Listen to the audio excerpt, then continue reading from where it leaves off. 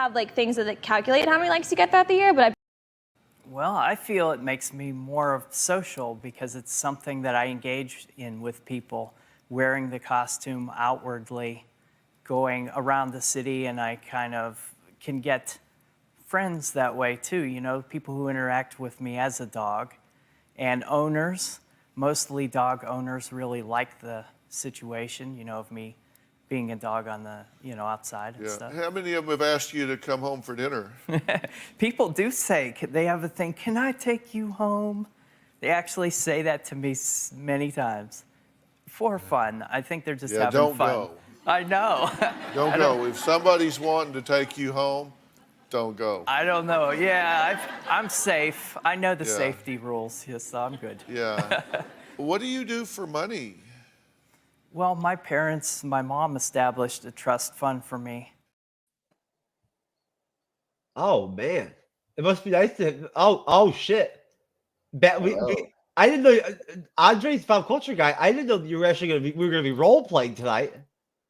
Yes, you're going full on Batman. Oh, look at this, folks. We're getting a surprise.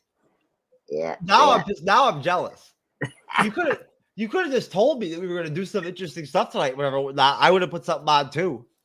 No, see, my best friend, I want to surprise you because you're best a good friend. Oh man! And I know you're feeling under the weather, so I just want to surprise you, make you happy, and I just want to say, hello everyone, welcome to our first 2024 DC animation movie review, and I'm excited that it's a Batman one. So let's thank you. This. Andres, folks, you know what? I hope all of you are having a great 2024. Yep. You know, if you're all starting to already start flipping out about whatever, whatnot, just chill. It's the year is young. It's going to be an okay year. I want to just thank Mr. Andres, the pop culture guy, for being one of my best friends. Since we've never used these terms with each other before, whatnot, and everything, I'm feeling a little, you know, homoerotic and whatnot. No, I'm just kidding. No, it's very kind of him. I mean, honestly, Andres, if you're gonna drop some shit like that with me, and also be like all masked up and shit, like you're ready to go to a goddamn fucking like orgy party or some shit or whatever, whatnot, you're gonna, you know, we're gonna get big signals. Oh my god! Sorry, Cyber, you already missed some crazy. Time top 2053 fucking type jazz as usual. He looks like he's ready to go to one of the parties in Eyes Wide Shut. Yeah, that's what I'm saying. Maybe he came from the dimension where it's 24/7 Eyes Wide Shut. That Eyes Wide Shut party. That's the whole. That's all there is. Because if he thinks he looks anything like Batman, he needs to look in the mirror. Could you imagine that shit if you were in the dimension where all it is Eyes Wide Shut all the fucking time? Yeah. Folks, I wanted to bring up this. This is so funny. I'm a huge Stanley Kubrick fan. I can't believe we got Eyes Wide Shut in a Batman review. Why not? I just love this. Oh god. Well, hey, I mean, the MCU'S Bleeding Edge didn't suddenly come. I didn't just like have a you know Jesus moment or whatever this morning or whatever whatnot and be like, okay, you know what? We're changing the game plan, folks, guys. Like we're gonna go you know ethical. And start, you know, it's like some kind of life crisis or whatever, whatnot, and all that. And now we're gonna change it up, and you know, because of all the horrible shit we've done and I've said and everything and whatnot, and even you've said cyber and whatnot, everything and all that. You know, and our guests have said and whatnot, everything as our penance. We're going to like force ourselves to not swear and talk about crazy fucking Eyes Wide Shut shit. So you know all that. No, but that's not gonna happen. Yeah. All right. Let me take this out. It's a little uncomfortable. I felt jealous, Cyber, that Andres didn't just hit me up earlier, so I could have put something interesting out or whatnot, everything. Obviously, you're not feeling the same thing. No. No, see, here's the thing. I don't know about Cyber. I'm a huge Batman fan, and I'm just very pumped to do a Batman review. So I can commit to wearing a mask, unlike all of you in the chat and my co-host here. No offense. Anyway, Raymond, thank you for calling me Bat Lord. I am so happy that you're in the chat now. And Thank you that I called you by the wrong name. yeah, thank you for calling in the wrong name as well. But Lucid Chill, welcome. I totally miss you, buddy. Happy you're in the chat. So let's hope this video is gonna be fun. Cyber Andre's bringing the fucking heat tonight, man. He's all positive and shit. How much crack did he smoke before he That's came what I was on? about to say. Did you go to did you finally decide to check out the five freak crack special? I hit a massage real quick before the show. I think he was became really good friends with Tyrone, and they were meeting up earlier. That's what happened. You know what? Tyrone. He finally bumped into Tyrone because Tyrone probably random. He time travels too, probably. You know. Fuck. Well, I mean, he escaped through a toilet, so I mean, I don't see why. That's true. That's true. He did that. You know what? That was actually really that the special effects of that were great. It looked really, really real. Yeah, too. yeah. You know, like it looked like something really scientifically intense was going on when that went down.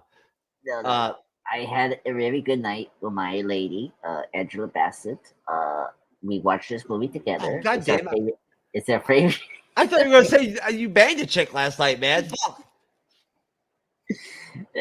No, I committed to Me and Cyber, we're gonna freaking pound your back and everything and whatnot, bruh.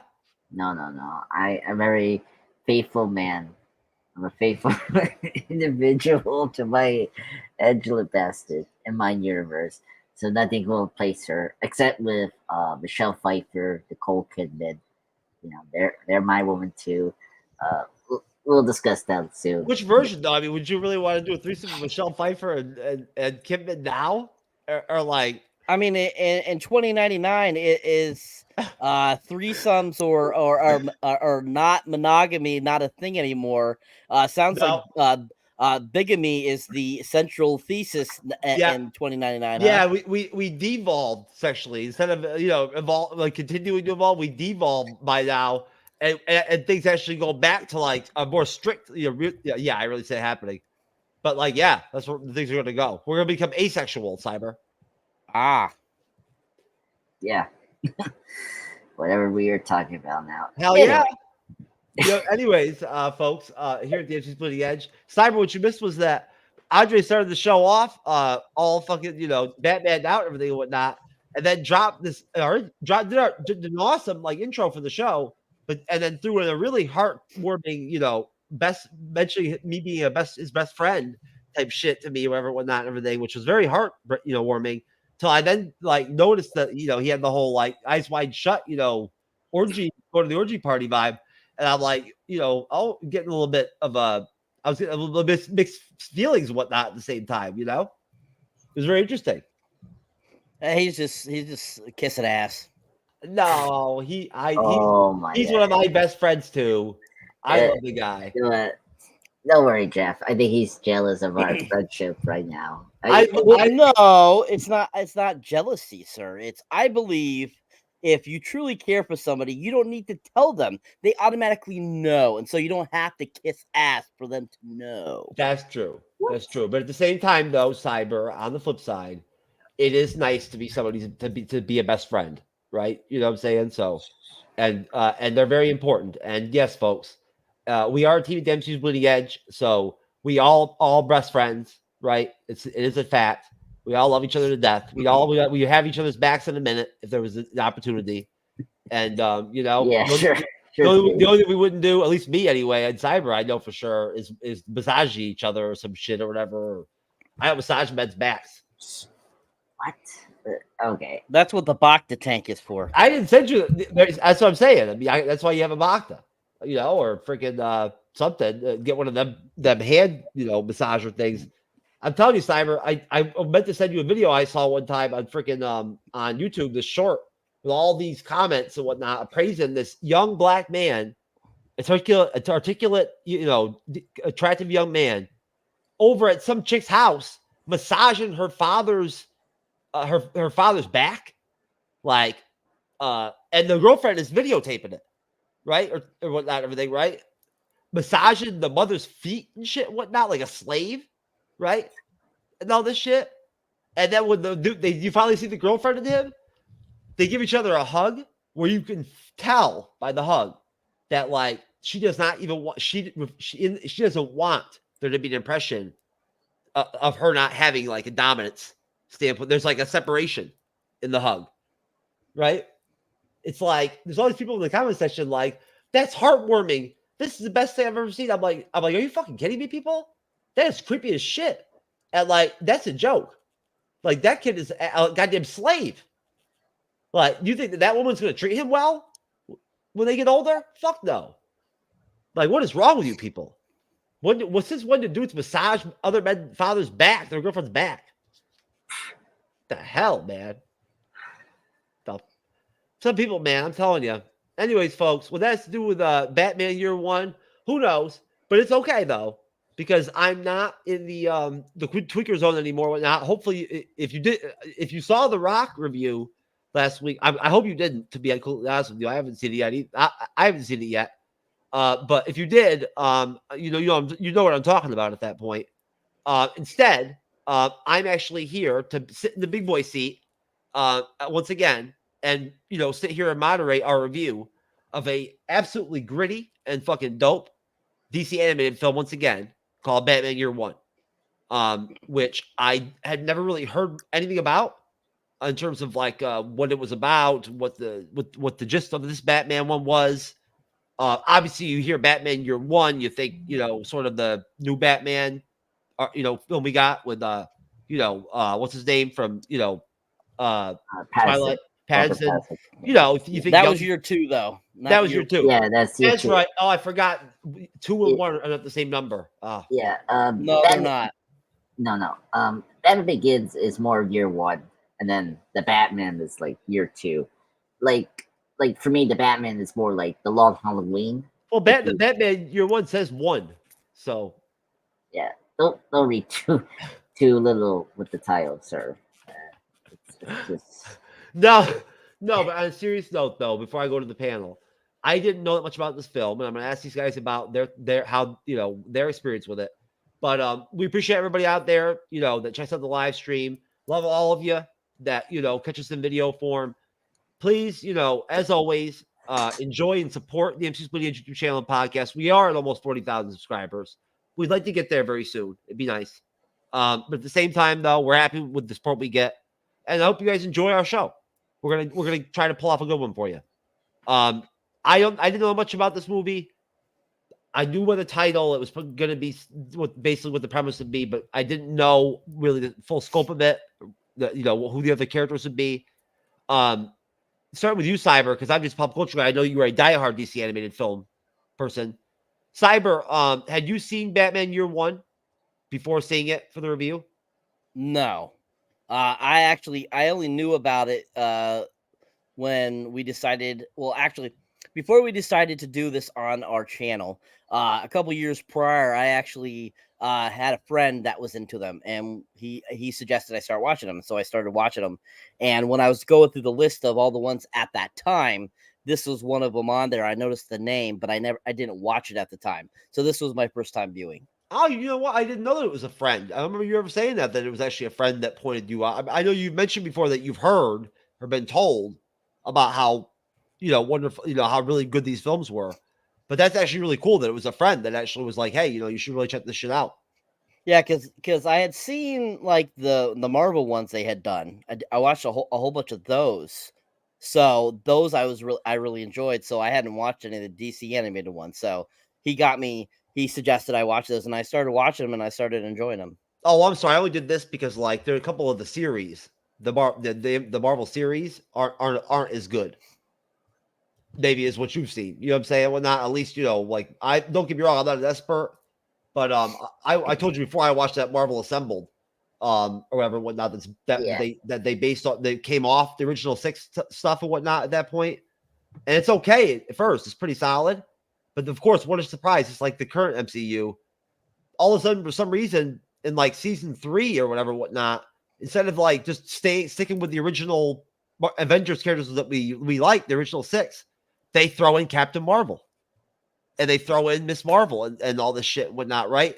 Black Panther all of a sudden. And now all of a sudden, like, you have this whole weird Avengers. And it just goes downhill. No, there is some solid Marvel animated, but the DC is definitely of higher quality. I'm just a pop culture guy. I'm assuming you probably saw Batman Year One when you were what, like 4 years old? No, this is my first. Actually, so this is a funny thing. I read the comic book first, and this is my first time seeing this animation movie.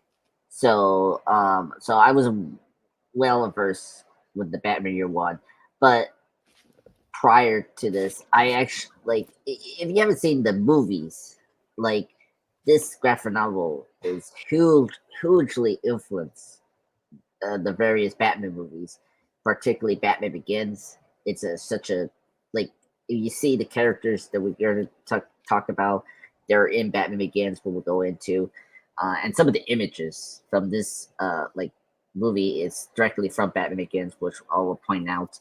And it's also influenced in the Batman, Matt Reeves, and a little bit of Batman Forever, which I'll get into. If you pay attention, there's like one image that's directly from the graphic novel. So I was aware of this. I mean, this was the start of the dark, gritty Batman during the 80s. You have to remember that back then, a lot of people just knew Batman from the 60s animated show. When Frank Miller came in and did Dark Knight Returns, his next step was to give us the definitive origin of Batman. And so Year One is this definitive origin for this character, Batman, during the time where DC was trying to get him back to his dark roots from 1939. And this did very well. Plus, this graphic novel helped to really cement the Gordon and Batman relationship, which is something that was never a big serious thing at all in all the the 80-year time before Dark Knight Returns and Batman Year One happened. So this was a very important story that I heard of, and just over the years I had a chance to read it, and now seeing it, it's it's very important. We'll get into that when we get to this review. I didn't know this was Frank Miller. Yes, Frank Miller wrote this. Yeah. That's the reason it's so popular. I mean, I'm surprised you didn't know that. Yeah. No, I wouldn't know. Yeah. This and Dark Knight Returns went in the next couple DC animation movies. Dark Knight Returns is going to be our next in line, but not now. But yeah. Frank Miller was a huge important aspect of getting Batman. Oh yeah, I think everyone knows that. Yeah, he did exactly what he did with Daredevil. Just remember, he did it first with Daredevil, and he made Daredevil to be the most popular Marvel character. And when he came to DC, he just did it with Batman and helped to establish a tone and style, for this character to separate him from the '60s show. And I think he's the one that made Batman more dark. And actually gave him an edge and whatnot, and everything, right, and all that and whatnot, which was, I think, probably, I don't know, Cyber, we're not experts on this stuff and whatnot, but that probably was a good contrast at that point. The character was probably getting a little stale. I mean, they're generally, most people get stale, with pretty much any character that's been around for a really long time, and they have to reinvent it. And so by, changing things up a little bit, reinventing it, it gets people to regenerate. That's why soda companies are revising their labels every so many years, because that helps to get people grab their attention again to want to buy their product more. Same thing with films, same thing with these animated characters and stuff like that. It's to grab your attention again, to get them back into it. So most definitely I would think that, that was probably a good idea. Plus also, I mean, with what Andres is saying here is with how popular the Frank Miller comic was. Yeah. I'm sure that a lot of people were asking for this to be either a live action film or an animated form. So that's not surprising. No, and when you think about it, even though this movie isn't that from that far back from now, it is not current time, to where that there's the automatic process like that, where it's if it's quality like that, you immediately push it to a cinematic or TV place, right? That really didn't take off at all until the MCU took off. You know, I mean, even after the original, you know, the success with Batman and all that whatnot, it's still, you know, it still didn't. Well, it kind of caught a little bit with the Spider-Man films, that's been, but you get what I'm saying. No, but Frank Miller is definitely I guess I don't know if he's known for being someone that comes in and his whole deal is completely just revamping characters, right? You know, and that's his kind of his deal. I'm not really. I mean, it's just in the case of good writing. Like Frank Miller had really great ideas to like expand, like, you know, as Saber say, like, you know, reinventing the character and but also expanding the universe. You know, Good call. like, Good call. you know, because remember, Frank is actually the one that brought in the ninjas, the Hand, and Elektra. That was, you know, great additions. That I know about. I used to read Frank Miller Daredevil. My dad collected it. Used to collect Daredevil. Yeah, and with Frank Miller to Batman, what he did was to kind of just bring in what was currently going on in the 80s and make it modern to Batman. You know, like Dark Knight Returns is very like politically charged. Like there's like it's very left wing or right wing, whatever you want to call it. Like Reagan cameos. It can either be one or the other, so it can't be. Yeah.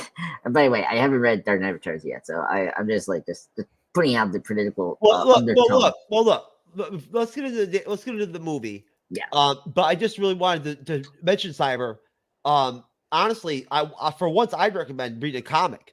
To you, like on Marvel Unlimited or whatever, whatnot, and that would be. I'm telling you right now, man, you would dig some of the Frank Miller Daredevil stuff. It's deep. It's kind of like Netflix Daredevil, but like more layered with more secondary characters, right? And more villains and all that whatnot. And it's really fucking like dark and gritty and violent, right? And just with a larger universe, you know. And Frank Miller, that's like like Cyber. I'm glad Andres mentioned the universe. He doesn't just revamp the character and give you something completely different. He creates the entire fabric around it. The villains, all the side characters, he improves them and changes them to fit into that structure, that formula, and that all works too, right? So I mean, you know that. I mean, it's not just one thing; it's the whole scope, you know, or it doesn't work. But no, definitely. Just one last question for you guys, Cyber. Expectations going into the film? I had no expectations going in. I wasn't sure. Like I said, I didn't know anything about it. So I'm like, went in thinking, oh, a Batman movie, animated. Let's hope it's good. I mean, it's supposed to be year one of him being Batman. So it'd be interesting to see just where they draw the line at how much he knew, how much he did. You know, because whereas in Batman Begins, which is literally supposed to be year 1, 2 as well, if you think about it, because we see him go through all the training with Ra's al Ghul and all that stuff and become Batman, basically. You know, so that movie did such a great job of kind of giving you a great year 1 type of atmosphere and thought process. So, you know, going into this, you know, going back to a beginning of a superhero's kind of past, it's not always my cup of tea, like something that I would be interested really in seeing. But at the same time, I'm like, it's Batman. We'll give it a try. So that's kind of my thought process going into it. Like, let's see how this is. Okay. Andreas, different question for you since you've seen Batman year 1 how many times? This is my first time, sir. Oh, shut up. It's my first time. I read the book before I saw this movie, so anyway, my expectations, I mean, as a Batman fan. Well, you would be able to remember your expectations. You watched the film 189 times already, whatever, whatnot. What the fuck? No, what I was gonna ask you was does the movie hold up for you? Oh, yeah, definitely. I mean, we'll get into this. The voice casting, it's it's hit and miss. My favorite casting for this movie is Bryan Cranston as Jim Gordon. I think he's the best highlight of this. The it's interesting. Saber brought up the origin story. For year one, this is a Gordon story, and I really like this movie. I really like how they go in depth with James Gordon as a person, as a character, because a lot of times we don't develop Jim Gordon as a character, and that's one of the important things that Frank Miller did, was to like expand Commissioner Gordon into a real character, and that's something I really appreciate that for this movie, and it didn't disappoint on going in deep with Jim Gordon's life and his like balance as a cop, and and dealing with Batman, So I really appreciate this film. Like, I'm glad you pointed that out. I honestly, again, great job, Andres. I didn't know that this was really the sort of the first time that they actually started to make Gordon into a real character that had some depth and some impact. I did not know that. Yeah, because like if you like, this is why I like Batman the animation series, because they actually took that. Because if you look at the Tim Burton and Joel Schumacher films, they were going back on how Jim Gordon was back then, where he was just a cop that like summons Batman to notify him for the crime. But where this story, Batman Year One, helped to like make Gordon into a character that had really importance in the Batman universe. Sure.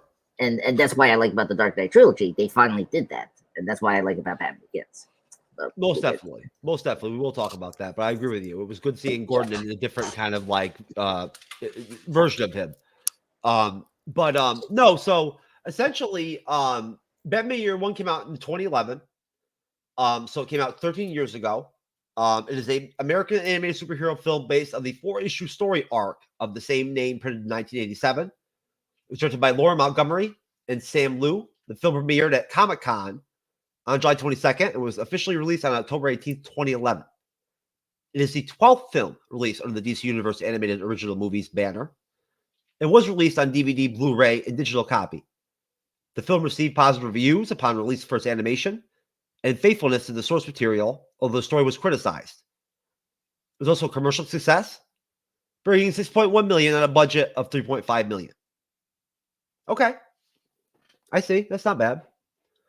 Essentially, the plot, this is a quick synopsis to start things off, is that billionaire Bruce Wayne returns home to Gotham City after 12 years abroad, training for his eventual one-man war against crime to avenge his dead parents. James Jim Gordon moves to Gotham City with his wife Barbara Gordon after transfer from Chicago. Both are swiftly acquainted with the city's corruption and violent atmosphere. Gordon tries to focus on purging corruption from the Gotham City Police Department after witnessing his partner, Detective Arnold Flass, abuse his power as a cop. Unfortunately, several officers led by Flass beat him on the orders from his corrupt superior commissioner, Jillian B. Loeb. In revenge, Gordon tracks Flass down, beats him, and leaves him naked and handcuffed in the snow. And I'll stop the synopsis there. Now, they do basically really right from jump. Probably usually a good idea to start your outline off on the page 1, not the page 6. Sorry, I was going back to that whole forgetting that 1 and 2 aren't the same number, Cyber. I apologize.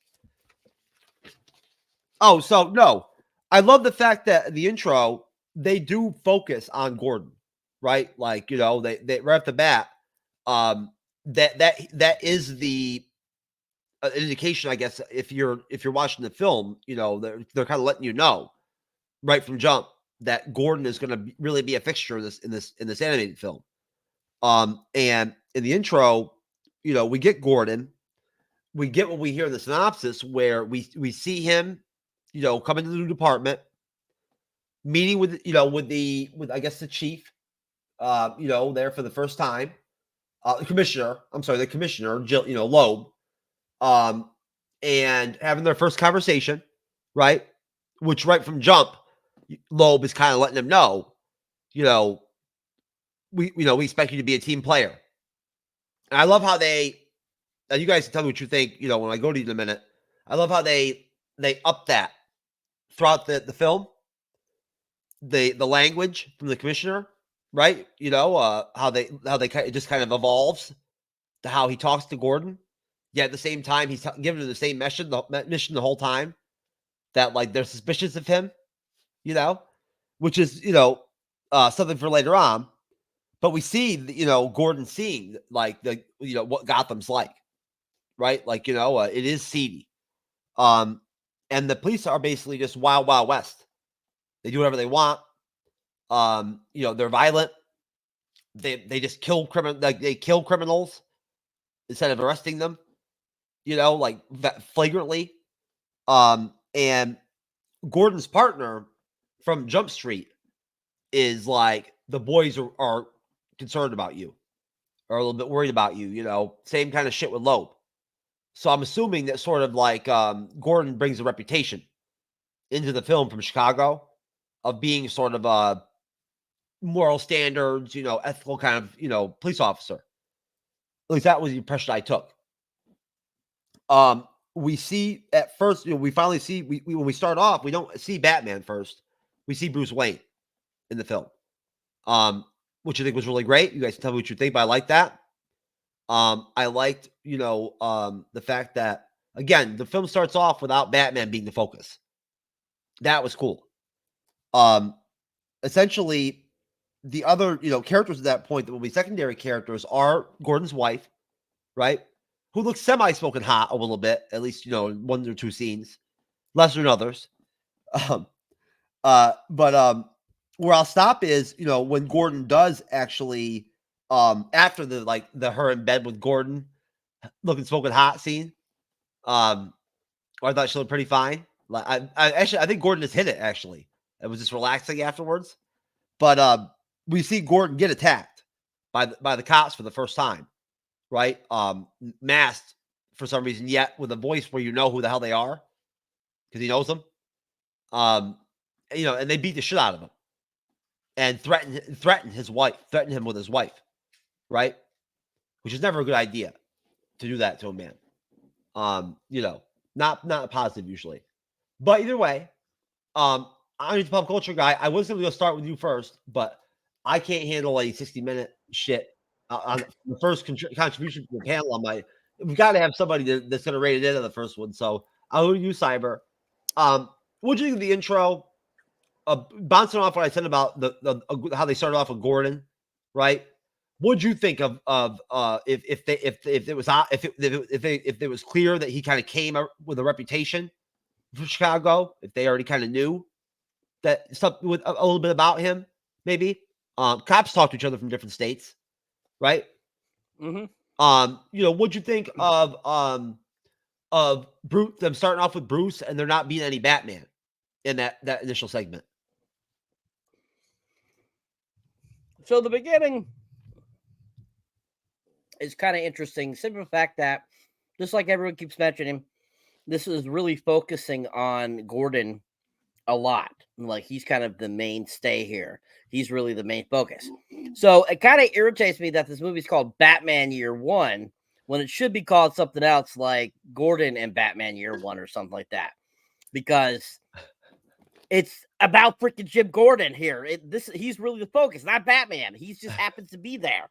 So I'm thinking to myself, I'm like, what the hell am I watching here? So I mean, the beginning of this, you know, it's decent. I'm not a big fan of how they try to do the comic kind of movement in this like kind of first beginning scenes. It just didn't flow correctly, I felt. So it kind of took away from the animation for me. And, you know, the whole kind of side story with Gordon and his life and stuff like that, I'm not a big fan of that because, I'm watching a superhero movie about superheroing, not their love lives and all this kind of shit. So I was kind of like thinking to myself, like, who cares that his wife's pregnant? I don't care. And so, like, I didn't even realize she was pregnant first until a little later on in the film. Even when she's laying in bed there, I was like, what the hell? I'm like, why didn't I notice that? And I was just like, huh? But the overall like beginning story is very interesting, and so giving Gordon that extra kind of like storyline and getting to know him more, that definitely was very interesting in itself. To the movie, I don't really care for it, but overall the thought process I thought was really clever, that they took it from the comics that that this is based on. So beginning section of the film, not too shabby. The animation is not my favorite, but overall not too shabby. I agree with the animation, very minimalistic. And very, I mean, although I'm sure very purposeful, probably to some extent, very bland with colors and whatnot, everything, right? And it really doesn't give anything, a lot of the scenes any pop. But I'm just a pop culture guy. Same question. Your thoughts? Sure. Well, I completely agree with Cyber. Every time I read the story, I was like, why is called Batman Year One too? I was like, because I mean, speaking of story, like one of the reasons I like Batman Begins is because they actually dive into how Bruce Wayne becomes Batman. Like you see him train in abroad for 12 years old. How many years he's been gone from Gotham, and like how he got the idea of becoming the Bat. And in this movie, we do see that, but they leave out like crucial like information, like important stuff to see Bruce Wayne to become Batman, and like they skip certain things. Like, okay, you see the scene where he sees the Bat coming into his house very conveniently, which was funny. And it's like, yes, father, I will become the Bat. And it's like, oh, okay, Bruce. I think you should be scary that Bat just randomly broke your window, sir. And that's always the funny part. I was like, really, like the I don't want to bring up the live action movies. Some of the live action movies like make sense. Like Batman Begins, it made sense that he fall into a cave and then a bunch of bats attack him. Like that made sense. Here is like, oh, this random bat came in and broke the window, and it's like, oh, I'm going to be a bat. Thank you, father.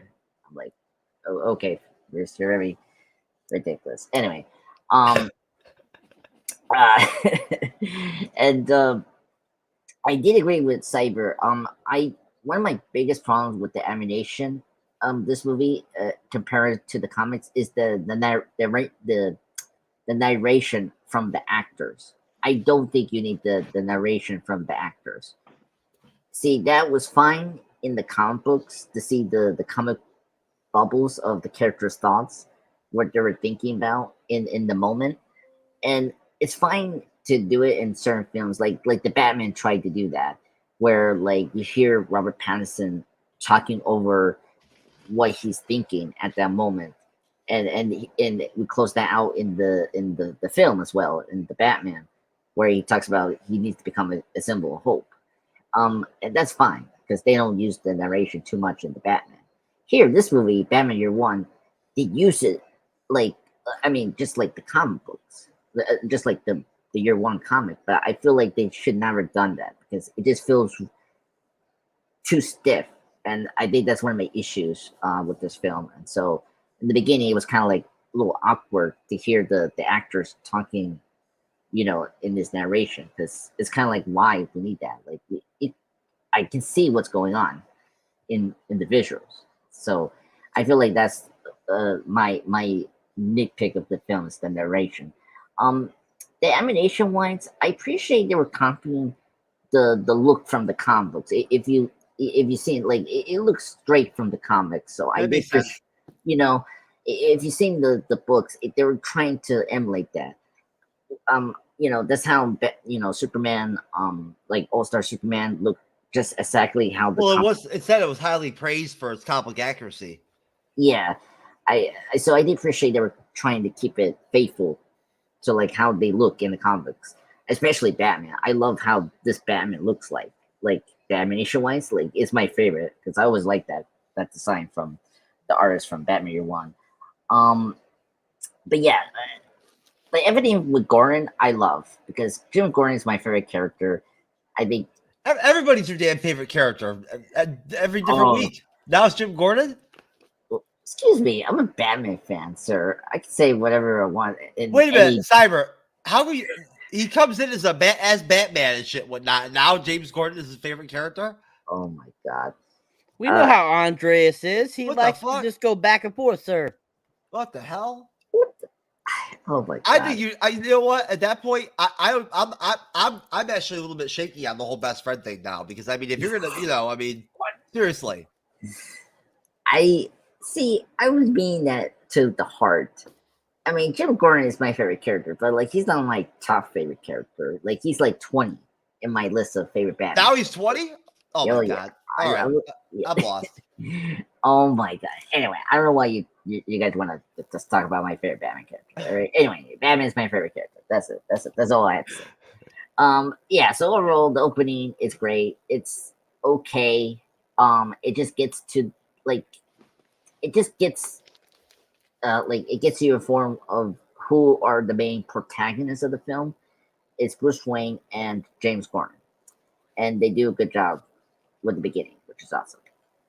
Yes, it's spectacular. You're right. It is a little dry, but it does a good job, though. You're right of conveying the message of the core message of sort of what the film's going to be to some extent. I believe it did, which I liked.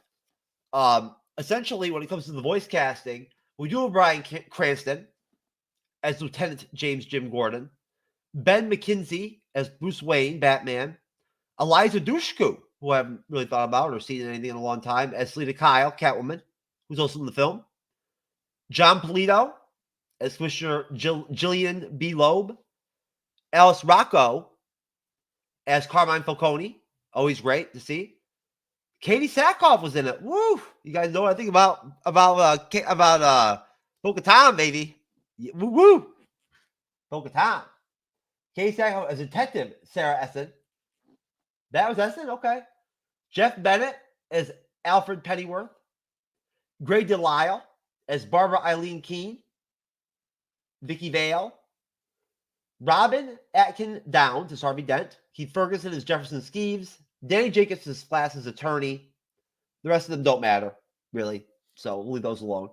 But in terms of the production, producer Bruce Timm noted that the adaptation of the film was relatively straightforward due to the cinematic nature of the original story arc. Bryan Cranston originally turned down the role as James Gordon because he was unfamiliar with both animation and classic comics. Cranston said, "I wasn't aware of this level of storytelling in animation." Interesting. Okay. It's very interesting. Now, quick question. Cyber, did you realize it was Bryan Cranston from Jump? Yes. Okay. Andres. Now, in 2011, Bryan Cranston wasn't as popular, right? Back then, at all? Yeah, he was. Breaking Bad started in like 2008. Yeah. Oh shit, my bad. Okay, so all right, yeah. so that was actually when he was like peak Bryan Cranston. Yeah. Okay. Oh no. So no wonder they cast him as Batman in this. Okay. Commissioner Gordon, not Batman. Oh fuck, I'm tripping. Gordon, I'm sorry. Andreas, when you watched the film for the first time, could you tell it was Cranston from Jump? No, I knew before I saw the movie. I knew Cranston was in it. Of course. Well, my friends told me the best thing about the animation film was Bryan Cranston as James Gordon, because he was like the perfect casting, and I could totally see that. Like, if you make a live action movie, like another reboot of Batman, who's going to be the next Commissioner Gordon? And I 100 want to pick Bryan Cranston because he looks like Commissioner Gordon in real life. So, yeah. Okay. Yeah. He's my favorite voice actor from this movie. I think he just nails the Gordon character well. I'm not sure I'm feeling you on the looking just like Gordon, but that's fine. Yeah, I mean, the glass. He's good with the glasses. I think if you see him with a mustache, I think he could pull it off. You know, it's just my fan casting who's going to be next. Gordon. Well, our current Gordon's black, so I mean, you know. Yeah, and J.K. Simmons from the DCEU, he was like Richard Gordon, and I feel like who's gonna be next? It's Brian Creston. I feel like. But anyway, I can see J.K. Simmons doing it, but so basically, as we move on, and I'll do a little bit more of the sort of synopsis and whatnot and everything, just to kind of streamline and whatnot before I try to do the scene by scene. But to move on, into the film, Bruce believes he's still prepared to fight against crime despite having the skills he learned from abroad. He goes in disguise on a surveillance mission in Gotham's red light district, but is reluctantly drawn into a brawl with prostitutes, Holly Robinson and Selena Kyle. Two police officers shoot Bruce on sight and take him away in their patrol car.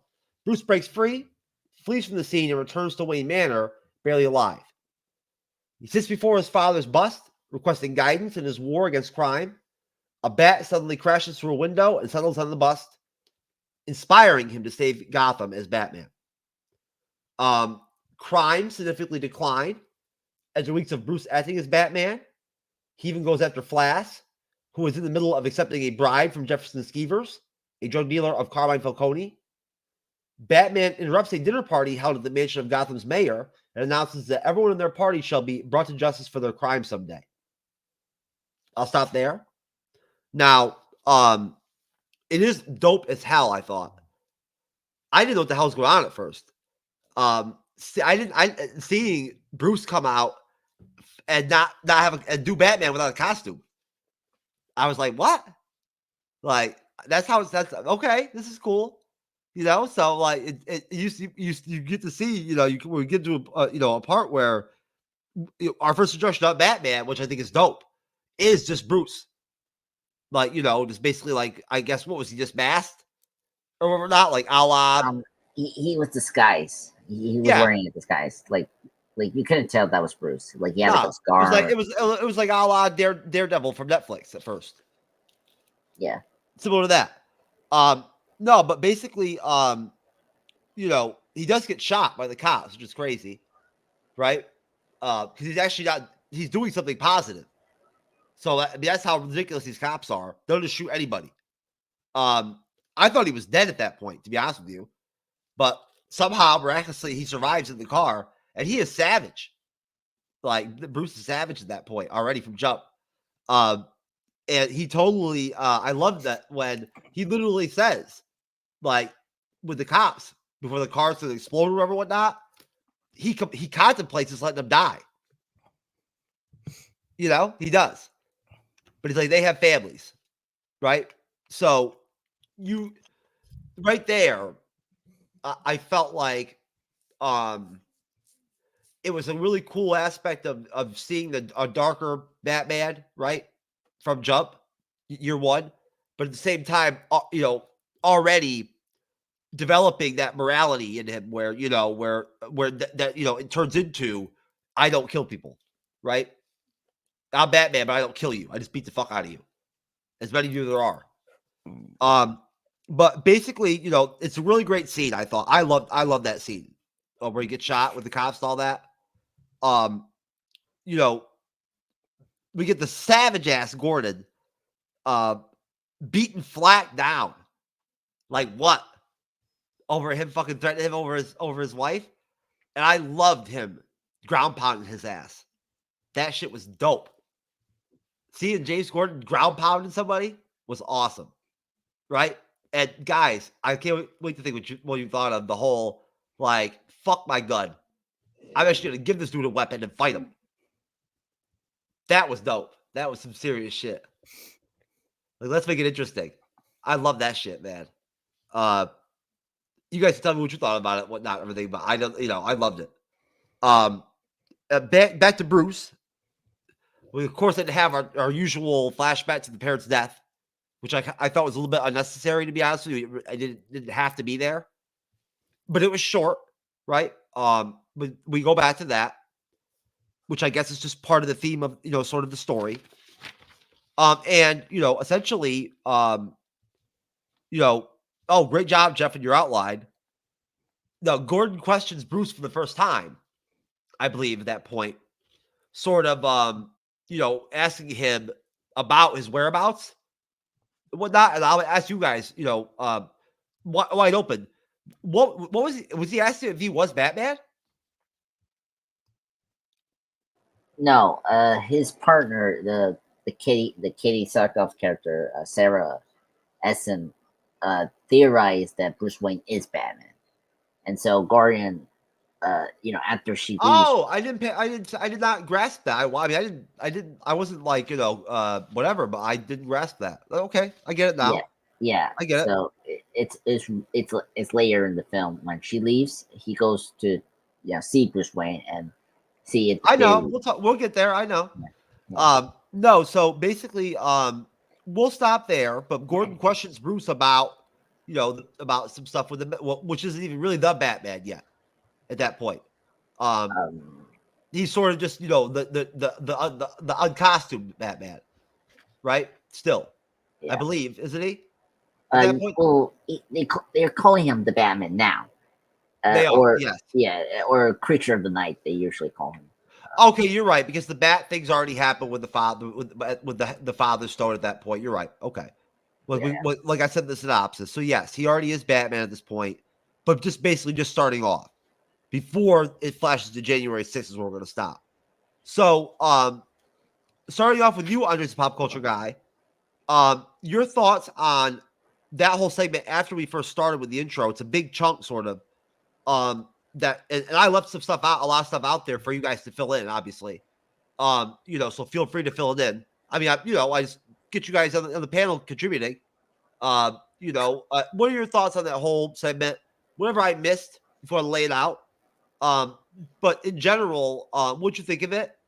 What did you think of the evolution of the film itself as we kind of evolved and whatnot? In terms of where it went. Sure. I mean,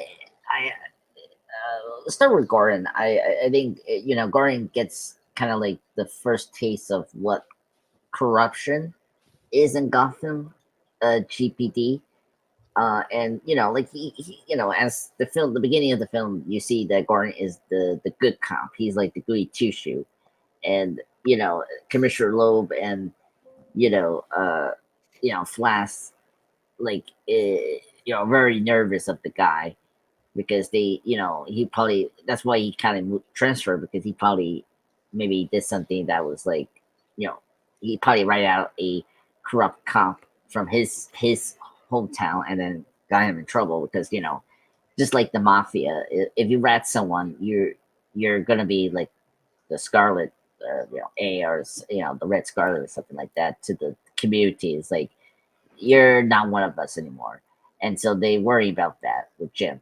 But Jim is a tough cookie, so like the fact that he beat up Flash and strip him to naked, and he can play dirty, but he would do it in his own way, which I like about Gordon. So like he can play dirty.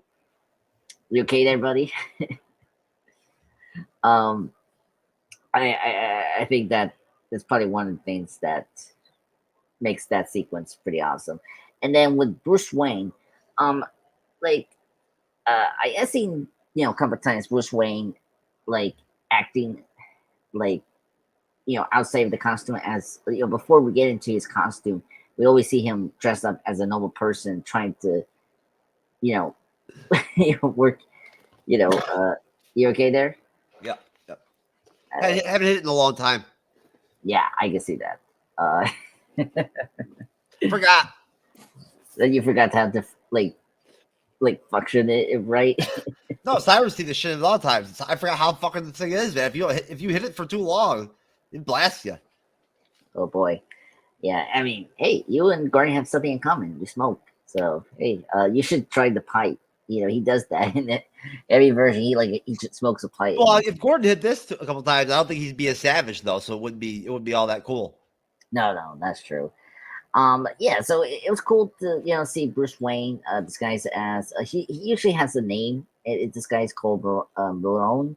That's his like nickname as in the streets. Whenever he disguises himself not as Batman but someone else to like infiltrate, the crime, the crime dealers and all that in the streets.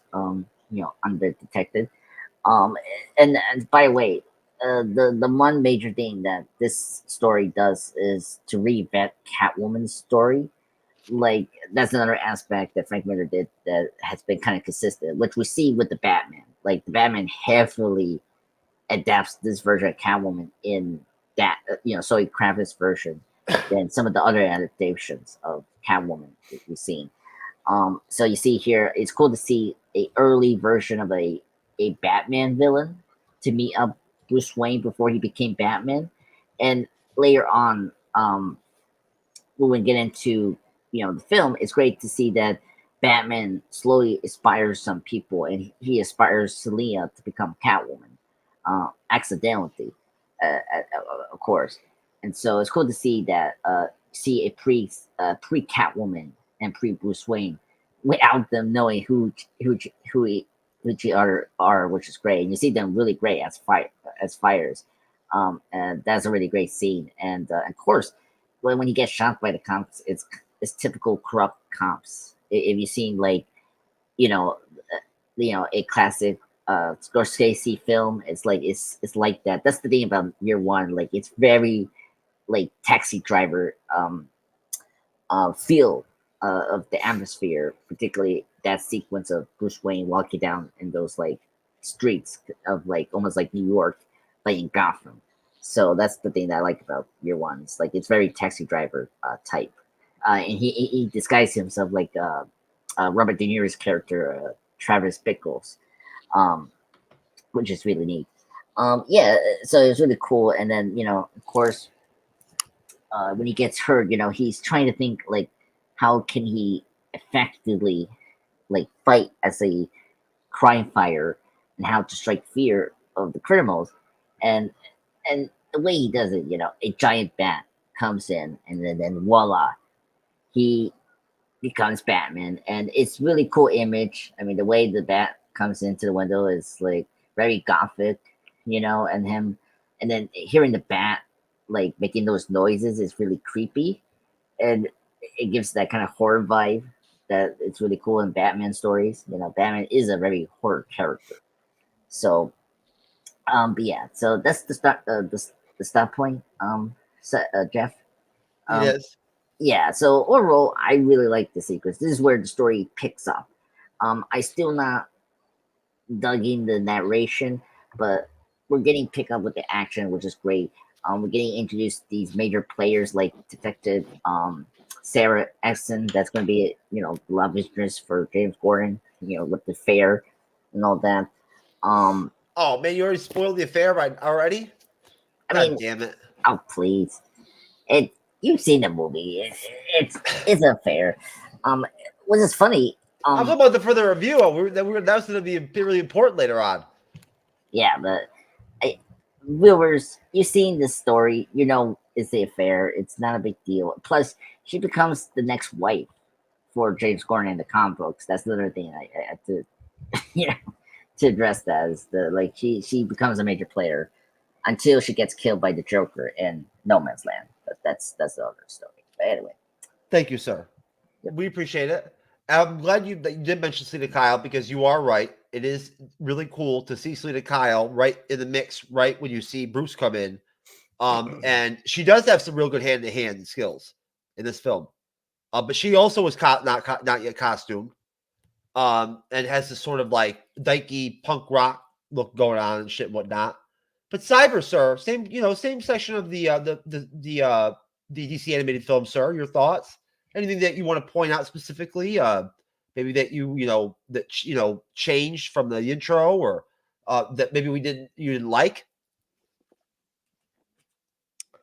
All right. So, I mean, this section of the film, it's okay. I mean, I didn't find anything like fantastic about it. I didn't find anything horrible about it. It definitely was interesting to just kind of see, Gordon in action, seeing him, kind of show you kind of where he's at mentally, during Year One, dealing with, coming to Gotham and trying to clean it up and stuff like that. So I thought that was interesting to see. Cranston, I thought, did a really good job with it. The fact that, he goes from getting his ass beat to him, beating the other guy's ass and leaving basically for dead. I think that was really ingenious too, because it kind of showed Gordon going from this, goody two shoe cop to going, okay, yeah, that's right. I need to kind of go against the law a little bit to get the justice we need. Hence why Batman's such a great superhero, because he's a vigilante. Even though he goes against the grain, he's still getting the job done and cleaning up the streets. And so that's what kind of Gordon sees here through kind of that little section of the film. Selena Kyle. Oh my God. As soon as she popped up and I saw her, I'm like, what the hell were they thinking designing her to look like this? I didn't even know what the fuck was going on, bro. I didn't even realize that was Catwoman until like 3/4 of the film. Is she a freaking giant? Is she are they going for the dyke lesbian look here? I mean, why is her head shaved? Why is she like 12 feet tall? And like she's always in her underwear for some reason, which, I mean, you like women in their underwear, that's fine, but at the same time, make it look like a woman, though. I mean, this thing looked like a freaking Slender Man almost. And she's an asshole. She's a fucking asshole too. And I'm like, huh? And as soon as I found out that was Selena Kyle, she kind of like mutters her name, and I was like, what? I was just like, oh no, I don't like this at all. Because I remember, I think it was the early 2000s. I remember there being a line of Catwoman comics that really delved deep into it just being about Catwoman. And like, it basically throughout the whole series, if I recall correctly, I mean, she was, bisexual and all this kind of stuff. And I remember even that artwork going, okay, this doesn't look too shabby. They give her a lot of curves. It was very beautifully illustrated. She looked super hot and all this stuff. And, the storyline wasn't too bad. But this is like going from that to like being Slender Man. I'm like, no, this does not look like Selena Kyle. I'm sorry. I've seen better portrayals by a popsicle stick than this.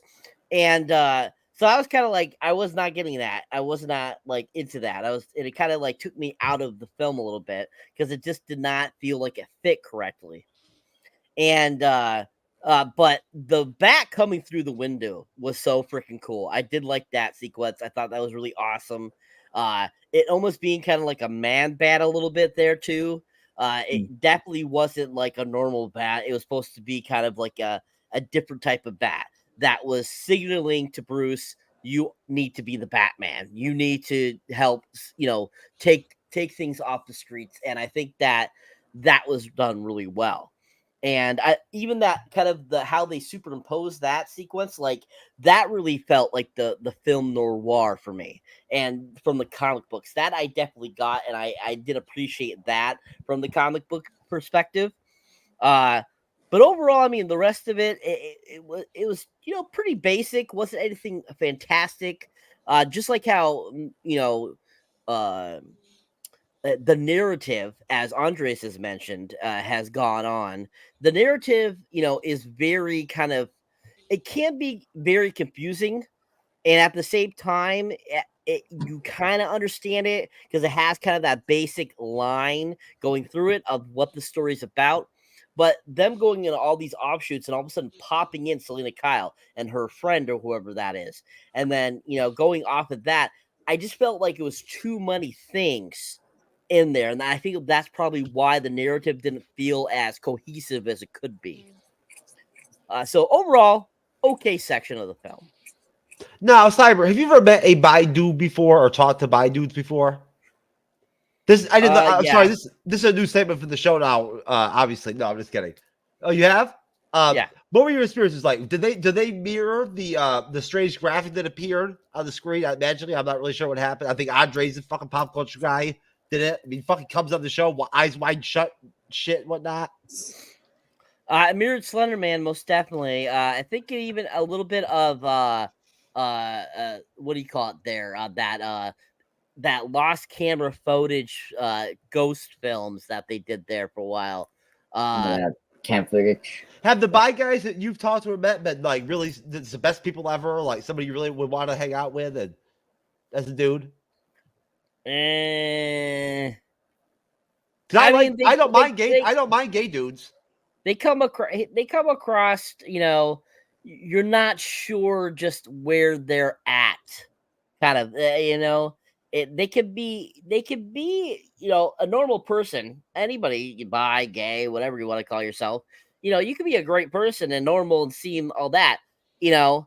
And the ones I've come across have been a little weird, just because that's the type of people I draw on for some reason. I'm They're sorry. just, I should add some context. Have you ever actually bumped into one online and any maybe the way I would, if you understand what I'm saying, sir, Bleeding Edge style, where you're on some, where you're on some site or whatnot, or like on some online site or whatever. Or, yes, I've had that happen on and online and you sites bump too, into yeah. one and all of a sudden stuff comes out of their mouths where you're just like, you get me? Yeah, you don't want to hear it.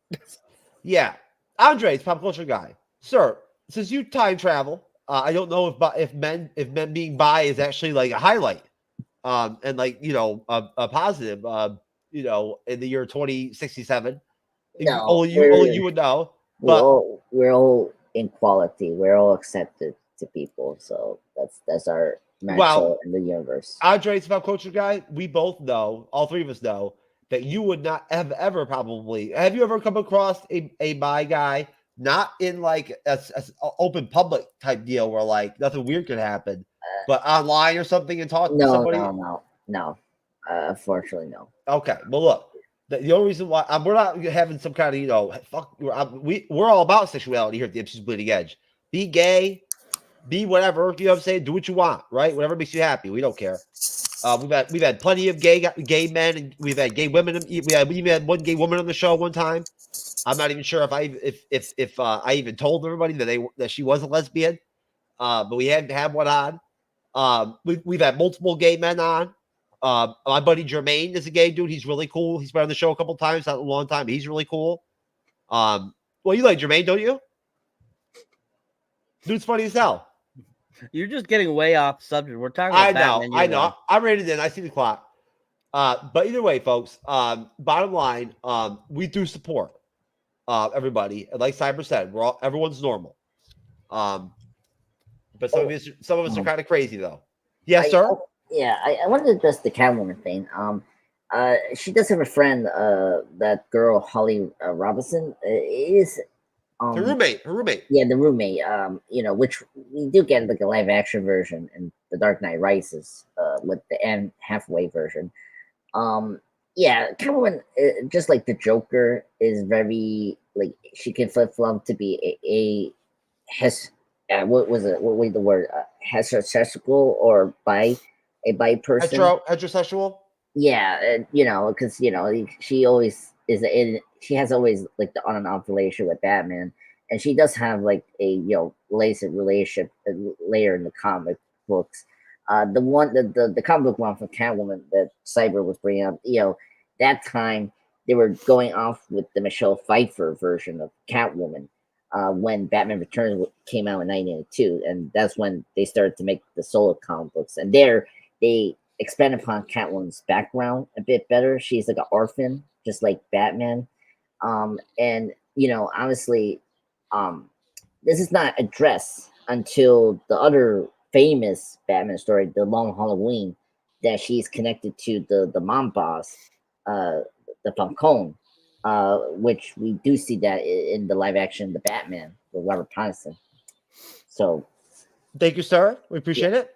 And Cyber, thank you, sir. I really enjoy hearing you talk about the stupid Catwoman in this fucking movie. It was really good. I'm glad you agree with me on it, as usual. Now I can talk shit about her too. So thank you for opening that door, as you have multiple times. I wasn't really sure if I should do it or whatever, all that, but now I will. Always do it. Thank you, sir. It's good to have a co-host like that will open the door for you and whatnot, and allow you to talk shit about somebody, something, whatever, if you're not sure if you really should. But I was noticing some things there too. Like I said, she's kind of a bitch too. Like Catwoman's usually not just a complete asshole. She has she's like somewhat nice, So I did not like this one. I don't even know why Catwoman was in this. But either way, basically going back into the film, essentially, what ends up happening is that after we go off of the Batman interrupting the dinner party deal at the man, the mansion, of Gotham's mayor announced that everyone in the party shall be brought to justice for their crimes someday. Infuriated by Batman's threats, Loeb orders Gordon and GCPD detective Sarah Essen to arrest him. The two cops later come across a runaway truck that nearly hits an abandoned old lady. Batman manages to save her while Gordon stops the truck. Batman then flees into an abandoned building where Loeb immediately orders a bomb dropped on. He also sends in a SWAT team led by a trigger-happy Commander Brandon to kill any survivors left in the building. Batman uses a signal device to attract a swarm of bats from the Batcave as his only route to escape. After witnessing Batman in action, Selina is inspired to don a costume of her own and begin a life of crime as Catwoman. Good scenes, and I'm going to ask you guys about them in a minute. That is a solid set of scenes. Although, I don't care about the Catwoman part. That's when we get the really steamy stuff, of course. One of the coolest parts of the film. I was really shocked, right? I was like, wait a minute, seriously? But we do get Mr. James Gordon is about to bang his partner. I'm like, what? He had a female partner. I'm like, okay, cool. But I did not expect that shit. Like, all of a sudden they're making out, right? Getting after it. It threw me for a loop. I was not expecting that. But basically, when when Batman sort of saves Gordon's wife's life, is where you kind of see Gordon change his opinion more about Batman. That's where it really changes. And when they do bring in the sort of Batman squad, the SWAT team motherfuckers and whatnot that are armed to the teeth and set to kill. And there are numbers. Right from jump, Gordon, right already is like, hey, he didn't do anything wrong, right? Like, because they're just shooting at him. It's really interesting to see because you don't see, it's you guys can tell me, but it's very, it's the same type of mentality as if he's just a straight criminal, right? Like not a vigilante or whatever, whatnot. That's, semi-dangerous. Now it's just like kill him, drop a bomb on him. It's a very different style than what you usually see. And they're just out to kill him. They're shooting at him left and right.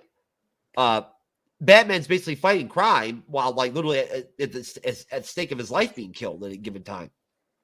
But of course, when they finally do track him down to where they're in close quarters, what a surprise! Batman smashes them bitches up, which I love watching. This Batman in year one is not afraid to just beat up, knock out cops and whatnot, everything, and just beat the shit out of them, just like criminals. It's great to see. Doesn't care. Beats all their asses and gets out of there. And, the Bat Squad is just relentless hunting him and whatnot and all that, just shooting away. And that, that's when we get the awesome, coming off that, the awesome Gordon makes out with the female partner, Bo-Katan, right? Very steamy. And of course, Gordon is immediately haunted. It feels horrible, right? It doesn't know what to do because he is very ethical. My outline. There's a scene where they're having coffee the next morning, and they're Estes or whatever, whatnot, asks him a question while they're talking about what happened. And she's like, "If your wife wasn't pregnant, would you?" And and then she doesn't say anything. I put in my outline, "Would you bang me?" Just pure professionality right there, folks. At heart, it adds an interesting twist. You guys can tell me. I thought it adds an interesting twist to the film that they add that angle to Jim Gordon, but essentially, Jim Gordon is unrepentant. Or is repentant from jump, and they sort of squash, I believe, right there. What they're doing, that it's not going to happen again. I could be wrong. That maybe that was later on. It was, and he still is like sort of lusting her a little bit. You guys can let me know. Yeah. He said. Okay, I now remember. No, so at that point they don't completely kill it. He's still having later on thoughts about her later on of whether or not to fuck with her. But either way, so that affects their relationship, right? Batman has a scene where essentially he says some really great lines, right? And go back to sort of my more professional layout of like the sort of loose outline of the film. We do get the brief affair together between Gordon and Essen. And it says in the thing they spend 2 months dating. I didn't realize that much time passed. Essen, however, I didn't realize there was that much time. Yeah. Essen, however, chooses to leave Gotham upon learning he's going to be the father of Barbara's unborn child. Gordon's left alone to investigate Bruce's connection to Batman. He travels to Wayne Manor with Barbara to interrogate Bruce, who uses his playboy charms to divert suspicion. While leaving the manor, Gordon confesses his affair with Essen to Barbara. Skeevers is bailed with the help of a hired lawyer, but is attacked by Batman shortly after who convinces him to testify against Flash. Skeevers is drugged with rat poison, which is interesting, as an assassination attempt, so that he remains silent about the ties between the police force and the mafia, although Skeevers survives after all. I'm going to have to ask you guys, too, about your thoughts about the Falcone in this one. But he is in there. I always like Falcone. And he does have at least, a somewhat... He's in the movie enough to have a presence. But essentially, at that point, we get, Bruce attempting to actually sneak into Falcone's manor as Batman and overhearing a private conversation between Falcone and his nephew, Johnny Vitti. He predicts their intentions to target Gordon's family, so he disguises himself as a motorcyclist to help Gordon. I'll stop there, and then we'll kind of have our final, part of the film. Now, during this, we also get some heists by Suna Kyle as Batwoman, right? She's on heist sprees. She actually robs Falcone, I believe, at the one point. Yes. And is constantly pissed off that in the news media, they're connecting her to Batman every time that they mention her. Or it is either Batman or like she is teamed up with Batman, whatever, worse for Batman type deal. Basically, you guys can tell me. I'll start with you, Cyber. What are your thoughts on that section of the film? What are your thoughts on how they, the dynamics of the fact that they, of adding Gordon having a wife and, inserting there being an extramarital type stuff between his female partner and whatnot? Were you surprised? Do you think it added anything to the film? That it kind of like really, gave something to the theme of this kind of Gordon, what he's about, that he's different than your usual Gordon. And what did you think basically of the all-star of the film, Catwoman, at that point, with her robberies? So, I mean, talk about the Batman going to that party and disrupting it. That was probably one of the best parts of this film. Really well done. I really enjoyed it. Batman getting injured too at the same time was really interesting to watch him try to get out of there while injured and stuff like that was really done well. The extramarital, like I said before, the Jim Gordon like kind of backstory, the side story with the relationship, stuff like that. I totally feel that it just takes away from the story of what this is supposed to be about. It's supposed to be about Jim Gordon and Batman rising to become who they are, and putting in that extra stuff, which I'm fine with. If you make this a hard R and give me something that's worth watching with this extramarital stuff and stuff like that, I would be more interested into it that way. But if you're just going to be like showing them kiss for 5 seconds and then, oh yeah, they were together 2 months, that to me just seems so pointless. Like, you should have just not put it in at all. And, I think that overall that just that did not do anything for me, and I don't think it made it any better or anything like that. I don't know how they dealt with that in the comics or this comic book series. But if that was a part of it, I understand them adding it to this animated film. But at the same time, it might have probably came off better in the comics than it did in this animated film. If I may, Cyber, do you think that at least maybe they were trying to go with something like just to sort of make it clear that this is, this is a different Gordon, right, and whatnot, and everything, and they were just trying to add more to that theme, and it just didn't work, maybe for you? It could have been. I don't know. I mean, that's just what they added. It definitely didn't work for me for this. I didn't care too much for it. I thought it detracted from the further storyline of, him trying to figure out who Batman was, him trying to figure out who he is to become the Commissioner Gordon we know him as. And I just think that it was unnecessary for the film. And like overall, I mean, this is probably the best section of the film, just because of that one action sequence that was so well conceived and, put together and animated and everything. And that was really well done.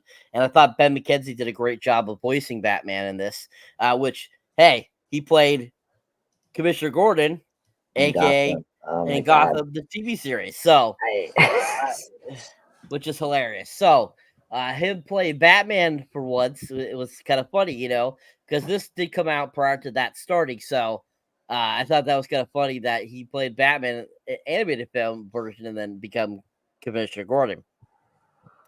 But leading up basically to the end of where you left off, the whole Selena Kyle crap. Oh my god, it was so fucking stupid.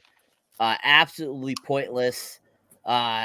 Just to have her play this kind of like I don't know, just like a moody teen almost, like how they make kind of fun of in Deadpool, with Neosonic Warhead there. They do, it's almost like that.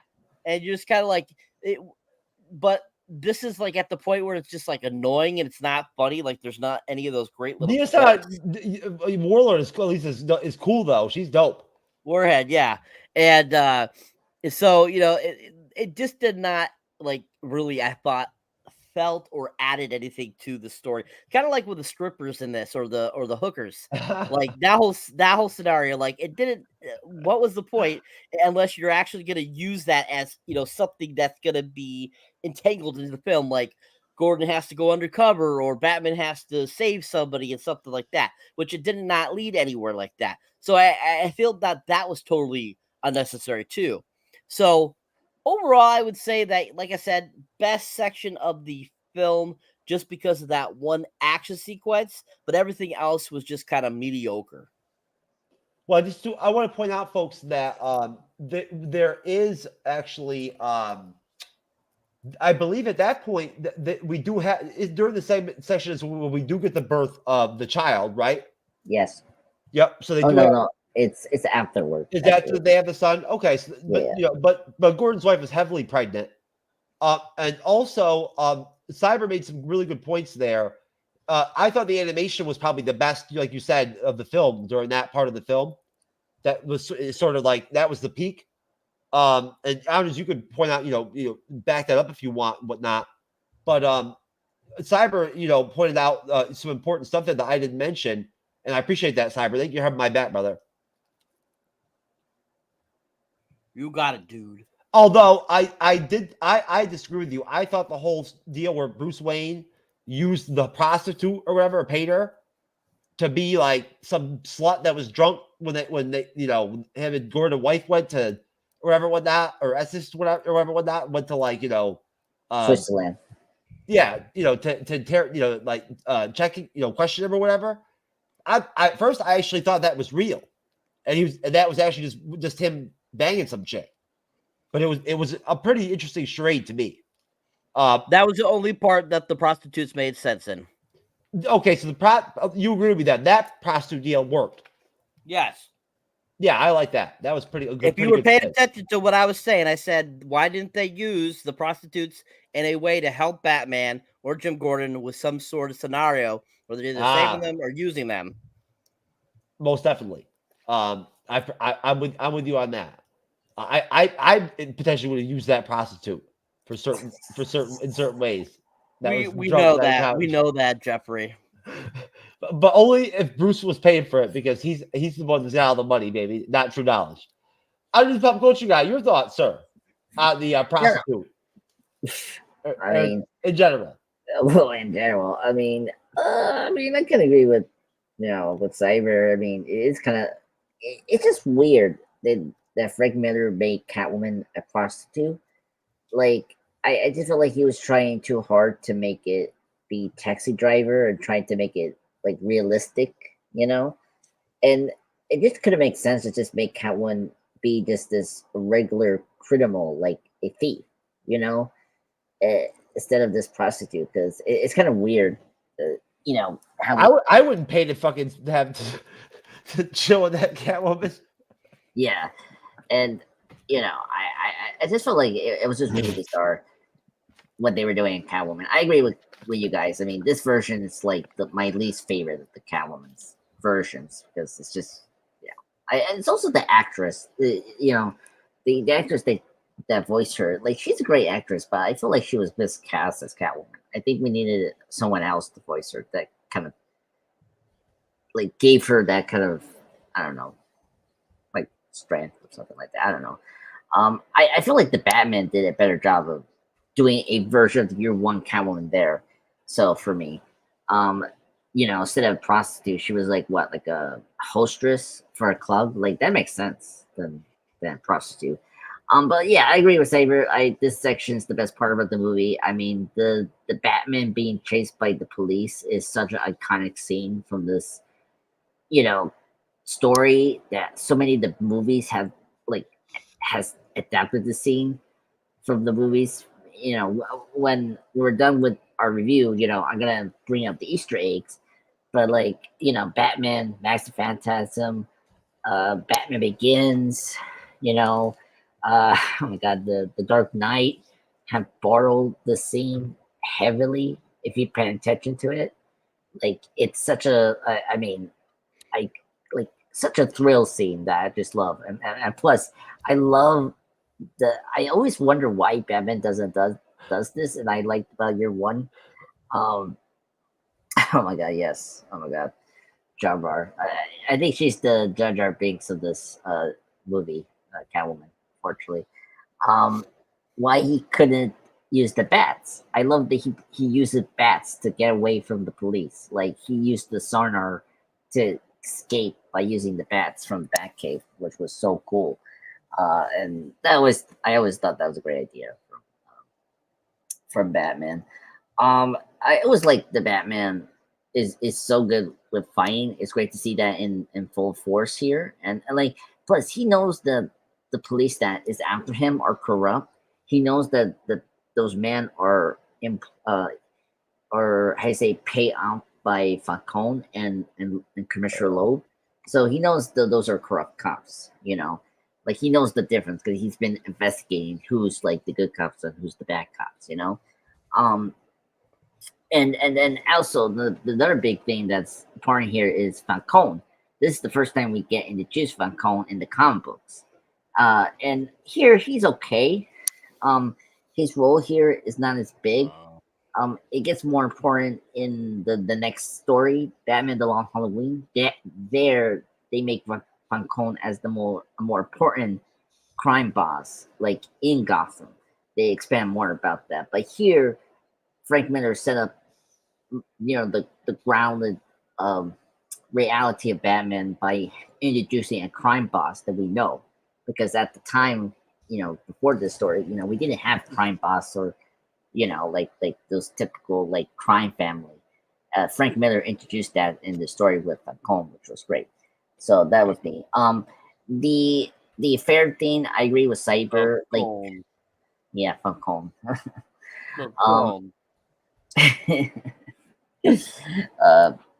Or Carmine. Or Carmine. It's a good name. God, man. Yeah, Carmine. Come on, Falcone. Oh my god. Oh dear.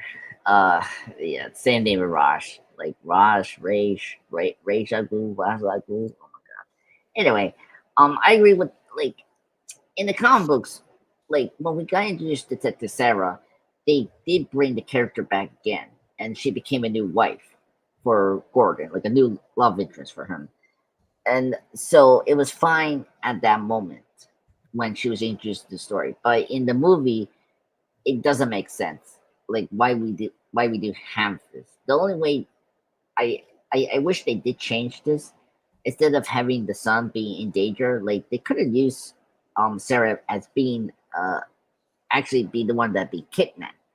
That could have been a more like engaging final act for this film instead of just copying the same beat to beat from the comic book. Like it'd be kind of be neat that they actually changed the ending, having Sarah be the one be kidnapped, and that's the reason she moves away because she was in danger from the mafia. But they didn't do that, so it doesn't make sense in this film. But in the comic books, it makes a lot of sense because after she leaves, she does come back to Gotham, and at that point, Gordon and his wife were separated in the early '80s and '90s comics of the Batman run, and so Sarah, resumed the relationship with Gordon until she gets killed by the Joker in No Man's Land, as I stated before, towards the end of the '90s. But anyway, but yeah, I overall love this act. Really enjoy it. It's the highlight of the film. There's minor gripes, but we'll get into that. I'm excited to talk about the final act and then get into the Easter eggs and all that for you guys to know about. Yes, I was doing these new Easter eggs, brother. Don't worry. I'm not gonna cut the live off before you get a chance to do them, but just like stop it. I just want to no. mention, I feel that Andreas, the pop Yes. culture guy, looks like an Easter egg, especially in Really? his size, in his Demeter little form. He looks like an Easter egg. So you'll be getting to open the Easter egg by him giving Easter eggs. I like his green screen. His green screen is better than yours. Oh my gosh! How dare you?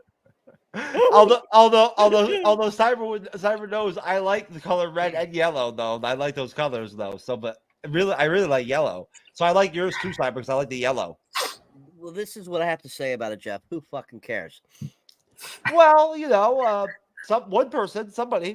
fucking person. I don't know. I care, Jeff. No Somebody. worries. I'm happy that mine's overbeats Cyber's in the long run. I'm sure somebody does. Well, at least one person. Or we would be close to 40,000 subscribers, bruh. You know what I'm saying? We're close to 40,000 subscribers because of Andres' background. I don't fucking think so, sir. No. That's not what I'm goddamn No, saying. you stop talking about that. I'm my bad. Oh my That's God. not what I meant. No, Jeff, move on. Let's move on.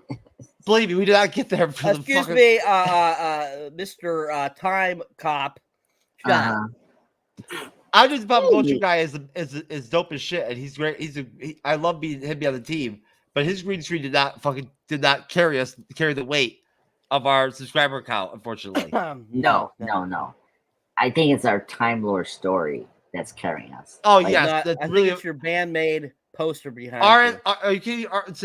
Honestly, since you started adding your time traveling dimension shit, whatnot into the show, our analytics have just fucking are through the roof.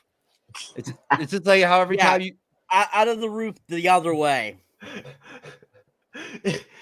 If you look through the fucking chart in the analytics, you can see that Andre's contribution to the panel, and there's this fucking massive drop, right? And like the fucking like the actual viewer of the viewership of that's the part where people do drop off during the live streams usually, because but it happens during his contribution, like not right at first. It's during it. They're just like fuck it. I mean, it falls so far off the map. I mean, it goes down to China sometimes. I feel, it's just, it's that. That's crazy. you know what? It's okay though, because honestly, it's pretty dope that there's probably Andre's fans out there that Probably. they only watch the show just because of his contributions and whatnot, everything, right? Yeah, Probably. I hope so. Probably. They come on, they're like, "Oh my God, Andre!" We need to come up with a drinking game based off of the Andre's pop culture guy, Time Lord shit. Like a drinking game we can do during the show, right? For people that watch, right? They've got to drink every time that Andre's pop culture guy does this or whatever, whatnot, right? We'll have to think about it. Yeah, Mhm. probably a good game. I'm sure if we thought about it for 10 minutes, Cyber, I'm Public Culture Guy, Time Lord, sir. I'm Public Culture Guy presents has several things going on with that will work with that. I mean, just off of just one phrase that he always says, we could just drink every time he says that certain word. Well, I mean, if we did it with me, with how I say shit like that all the time, whatnot, I kind of started a little bit. If you did a drink game off that, people would be fucking like, you ended up in the hospital, right? Like, or like a hug in the toilet, which is never positive. I haven't done it in a long time. I don't want to. Thank God. At my age, folks, fuck. Hug the toilet does not seem like an interesting thing anymore. But if I paid to have sex with fucking Catwoman from this movie, I probably would hug the toilet afterwards and whatnot and wonder, what the fuck was going on with myself. Just imagine the scene in Kingpin after Woody Harrelson to pay for his hotel room, whatever, or his apartment, and he has sex with Lynn Thigpen or whatever her name is. That scene right there, that's what it would be like to have sex with this Selena Kyle in this film. I'm telling you right now, Cyber knows me, but like this is the one chick I would not get bang. It's just seriously, I would actually say she reject Selena Kyle. I would if she approached me at the bar, right? It was like threw that pussy at me, I'd be like, nah, sorry. I already saw you at Batman Year One. I was not impressed, bitch.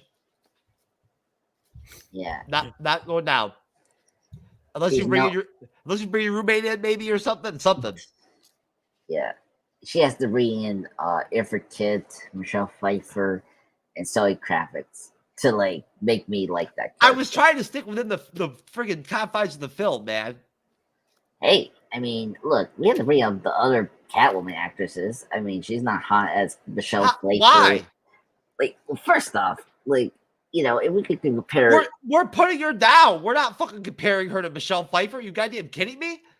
Hey, we're putting her down by Michelle comparing Pfeiffer, her. like goddamn Jesus Christ, compared to fucking this character. Exactly, that's my point. So there's no way she's up to. I would pay to fuck Michelle Pfeiffer 7 times and give her a massage. I love this. This is a great time. Yeah, well, but this of course Cyber would be Batman Returns Michelle Pfeiffer. Yeah, Batman Returns Michelle Pfeiffer. Do I think you would maybe at least internally agree with me on my whole thing with the paying her 7 times, especially if she wears that Catwoman suit to the bedroom. Fuck yeah, love it, baby. And the whip, we cannot forget about that. The whip too. Yep. Gotta love it. Yeah. 33-year-old Michelle Pfeiffer. Yep. But still submissive as shit. Like she's still feminine, right? Like that which is dope. They didn't make her into like She-Hulk Diamond dudes or nothing like that back then. Thank God. She has one of the most sultry voices. If you ever heard her do voiceovers, like when she did the voiceover in that animated film Sinbad in the 7 Seas. Yeah. Oh my God. I remember watching that going, holy crap, whose sexy voice is that? I remember I missed that. No, nobody has sexy voices anymore in films anymore. Not really. Nobody does that.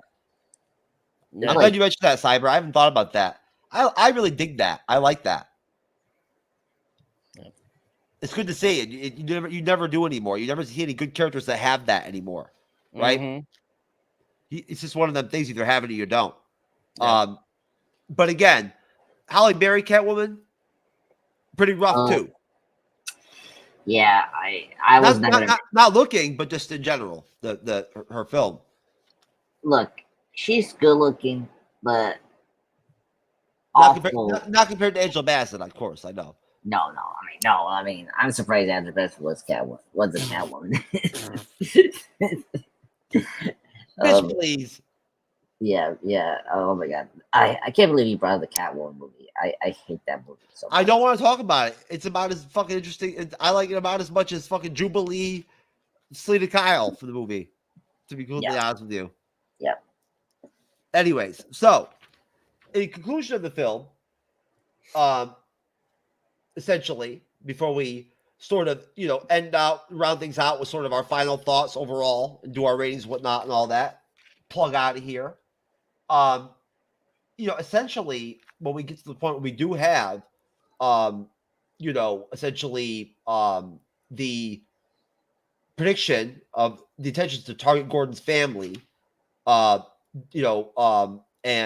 Bruce Wayne disguising himself as a motorcyclist to help Gordon. We see Gordon leaves home on Loeb's orders. He's ordered to leave home, but becomes suspicious and turns back only to discover Vinny and his men already holding his family hostage. His son and his wife at that point. Vinny flees the scene with Gordon's infant son. Gordon chases after him on Bruce's motorcycle. The two men end up fighting on a bridge until the baby falls. Bruce, of course, catches up in time and leaps over the bridge's railing to save the baby, while Vinny dies from the fall. Gordon thanks Bruce for saving his infant son's life and lets him go, which was really a dope scene. I love that. I love that scene. But essentially, Flash supplies Assistant District Attorney Harvey Dent, good character, with the evidence and testimony needed to implicate Loeb, who resigns in disgrace. Gordon is promoted to captain and prepares to meet with Batman in order to investigate a potential plot orchestrated by a criminal calling himself the Joker. Now, it went kind of fast. You can tell, was the bat signal in that ending scene? Well, Who? The bat signal? I didn't think I noticed it. No, that was. I'm sorry to interrupt, but that was a weird part. In the comic, there was the bat signal. For some reason, this movie didn't do it. It was so odd they did it. I kind of expected it, so that's why I just wanted to ask if I missed it, maybe, or something like that. It was there, I didn't see it, or something. No. But in the comics, it was there. Like we get like a white shot of like the bat symbol. Gordon was going to use. Yeah, it's weird. It was kind of weird. They changed that. Like for some reason. Well, basically, all I want to say before I go to you guys is basically, I just was wondering what you guys' thoughts were. I thought, when we get into the part of the film where things have really gone overboard with Commissioner Loeb to the point where they do actually go and kidnap Gordon's son and his wife, that was pretty hardcore. And I like the escalation of the film, where they went, and you do see, folks, essentially, during this segment of the film, this continued evolution very much of the harmony between Batman and Gordon, or Gordon's acceptance of Batman, right? Which I thought they displayed that well. What are your thoughts, guys? Starting with you, Cyber, on that not the third, but like maybe 25th, ending part of the episode, or of the film, the sort of the ending of the movie. What are your thoughts on it? Anything specific that you want to mention? Whatever I missed that you really want to really highlight. In general, what are your thoughts? So the end scene is well done. I think it's pretty up to par with the Manor sequence.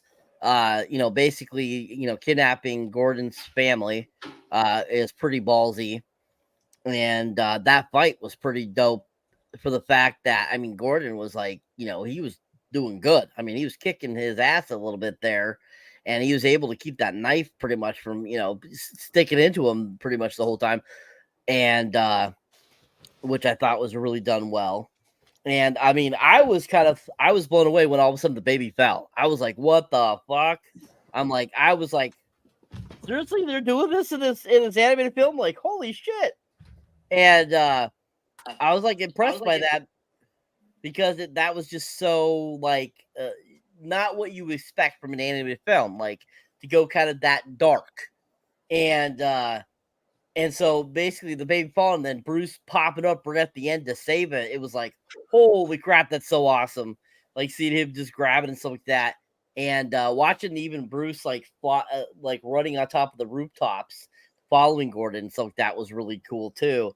But yeah, that whole final sequence, I think, really did a great job. I mean, basically how it ends, kind of like tidbitting into further escapades with the Joker and Harvey Dent and stuff like that. It was okay done. I mean, I think it could have been better. I definitely think they could have taken a little time from the actual film and made that a little bit more apparent and give it more a substance a little bit. Yeah, them not showing the bat signal was kind of funny, but at the same time, I think they kind of did that, kind of to be like, ooh, the surprise to come is the bat signal, type of deal. And so I was surprised they didn't show that. But overall, I think that the conclusion was pretty decent, pretty well done, and wasn't horrible. And I enjoyed it. I enjoyed the finale of this film. Did you really get the like that a good vibe off when you get the final acceptance with Gordon and Batman? That Yeah. I love that. That was cool. It was a real highlight, to see and whatnot, everything, right? For them to connect like that. Yep. I'm just a pop culture guy. Your thoughts, sir? Along with maybe reducing your 60-minute man fashion down to like 47 minutes. Very funny. No, it's okay ending. I mean, it's not like a big bombastic ending if you're expecting that. This is a very personal, low-key ending for a film that's very grounded. So like it did its job.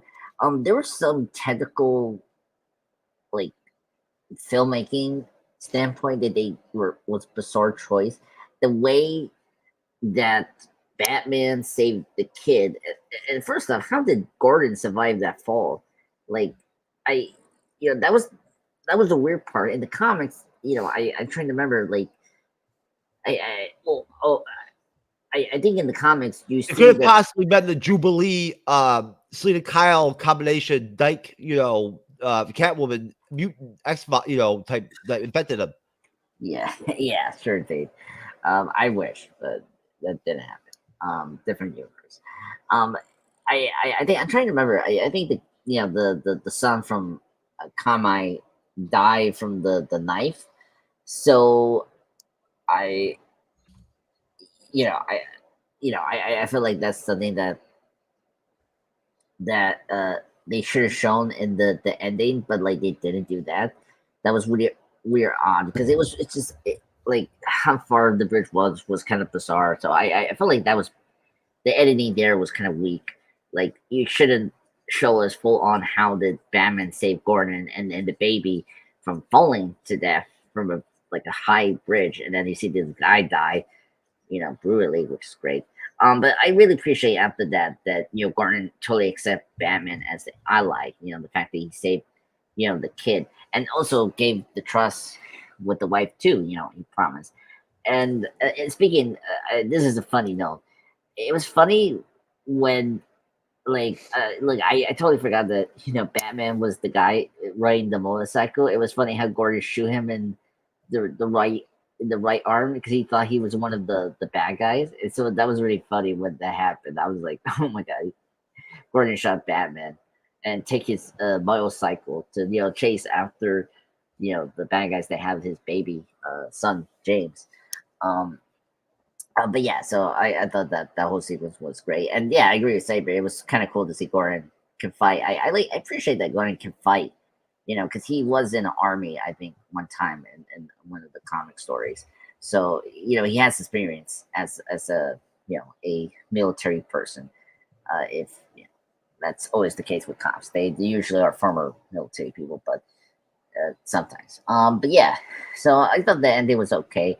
And the ending, with Gordon and the rooftop in the comics, like we do see the bat symbol, and I just not to go prolong it, but we do see the bat symbol in the comic, and like he does say that there's a criminal Joker, gonna poison the the rivers and whatnot, the sewers and whatnot, and it was weird that in this movie they didn't show us the bat symbol, which was weird. I don't know, there were some burning expectations, but whatever.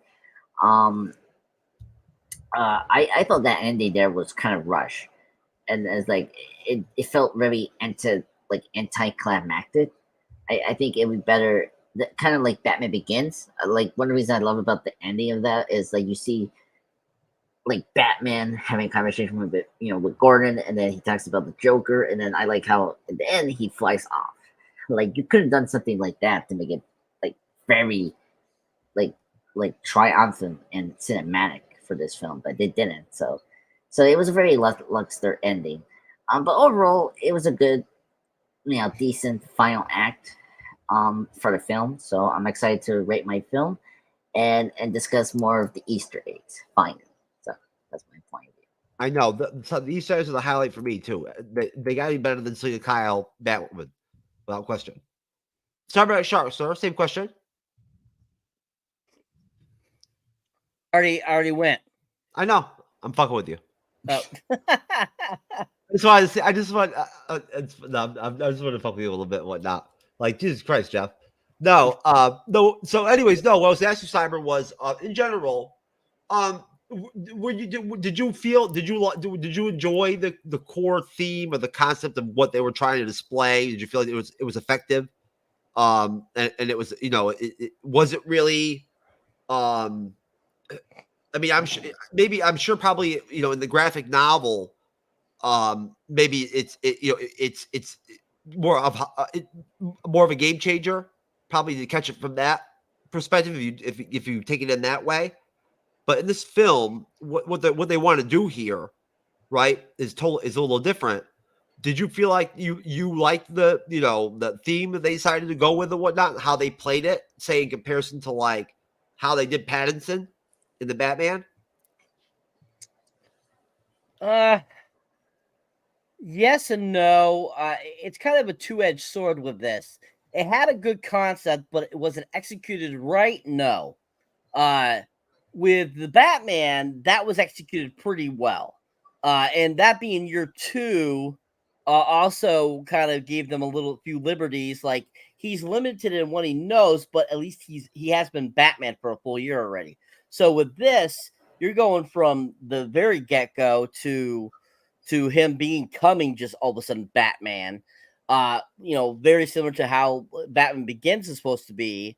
And Batman Begins executed beautifully because they gave you the story, they gave you everything, but they had him be solidly Batman. Whereas in this, they were trying to give you a different, concept, which I get that.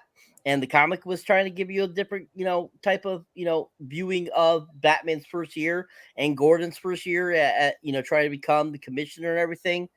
But I don't think that they executed it as good as they could have.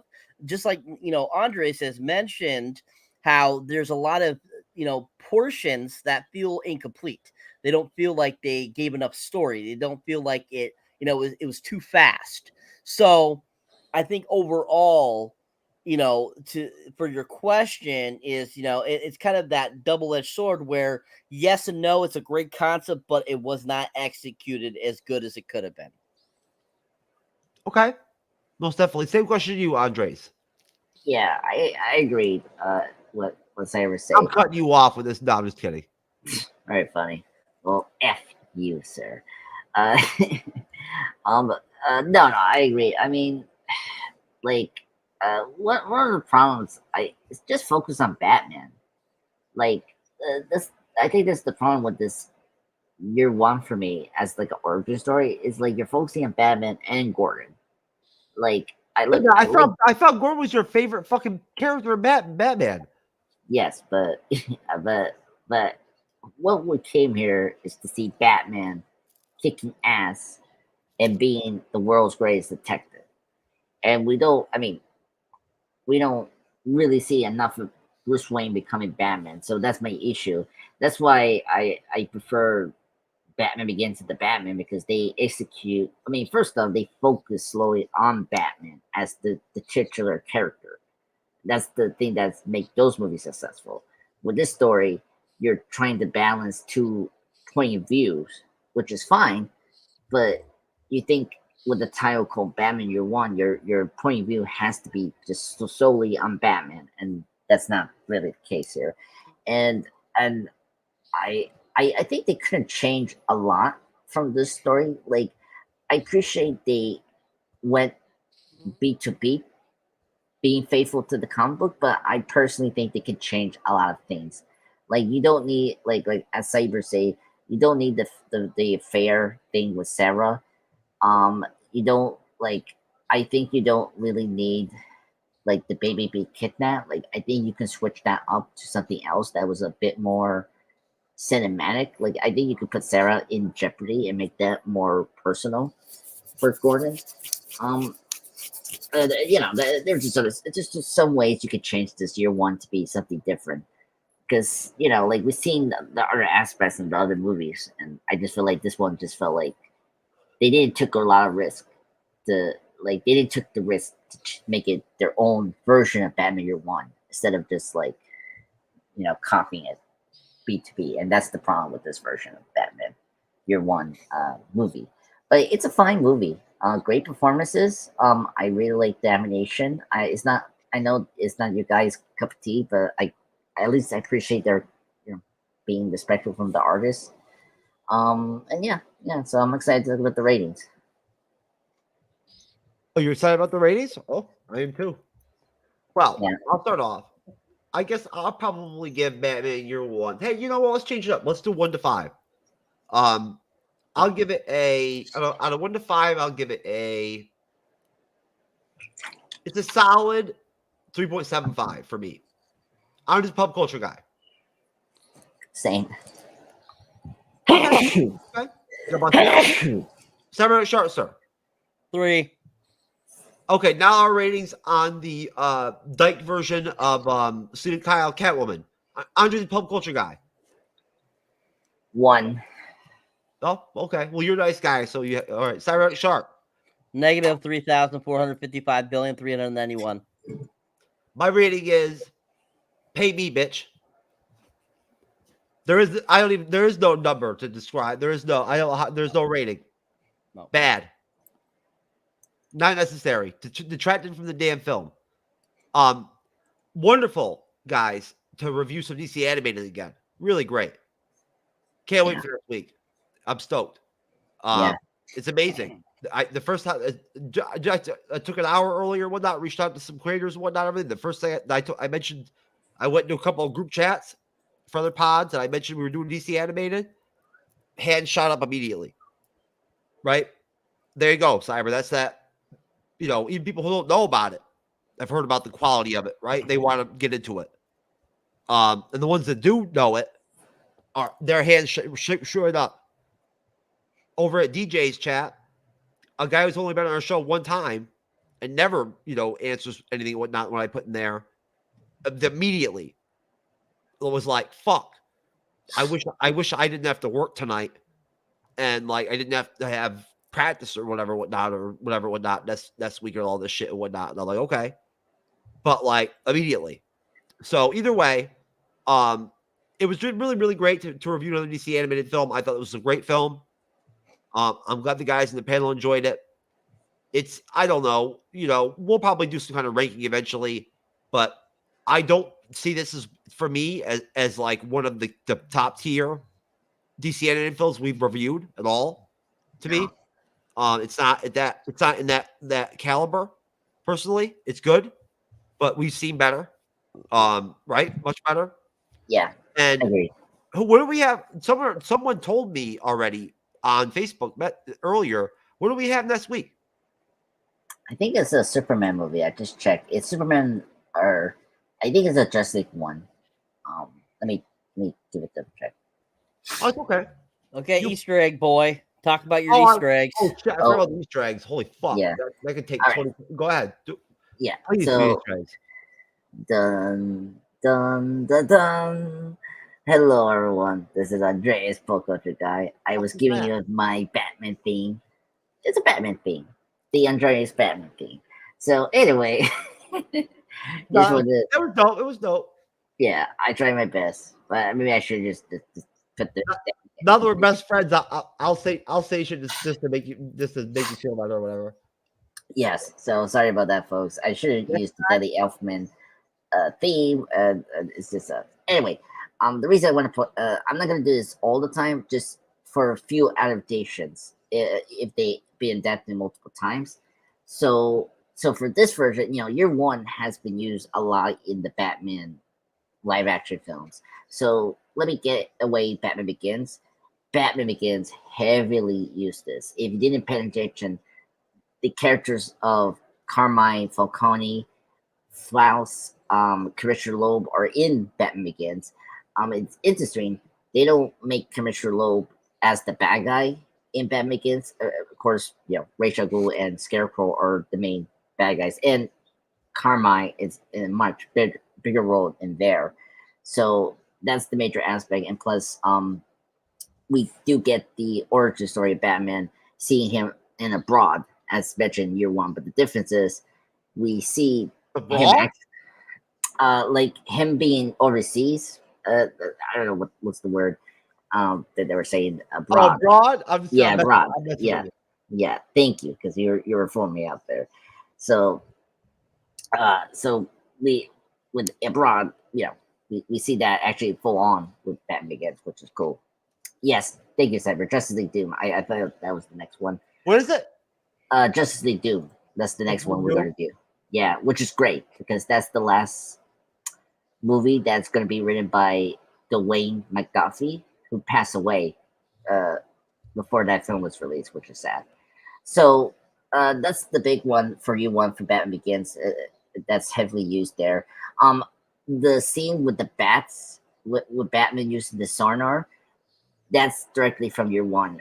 When we see Batman Begins, when Batman's in Arkham Asylum trying to save his girlfriend Rachel, and Commissioner Gordon replies when he hears the noise, is like, "What is that?" And Christian Bale's version of Batman say, "Back up," and then the bats swarm and attack Arkham Asylum. That's such a great scene, and that's directly lifted from Batman Year One, which is great.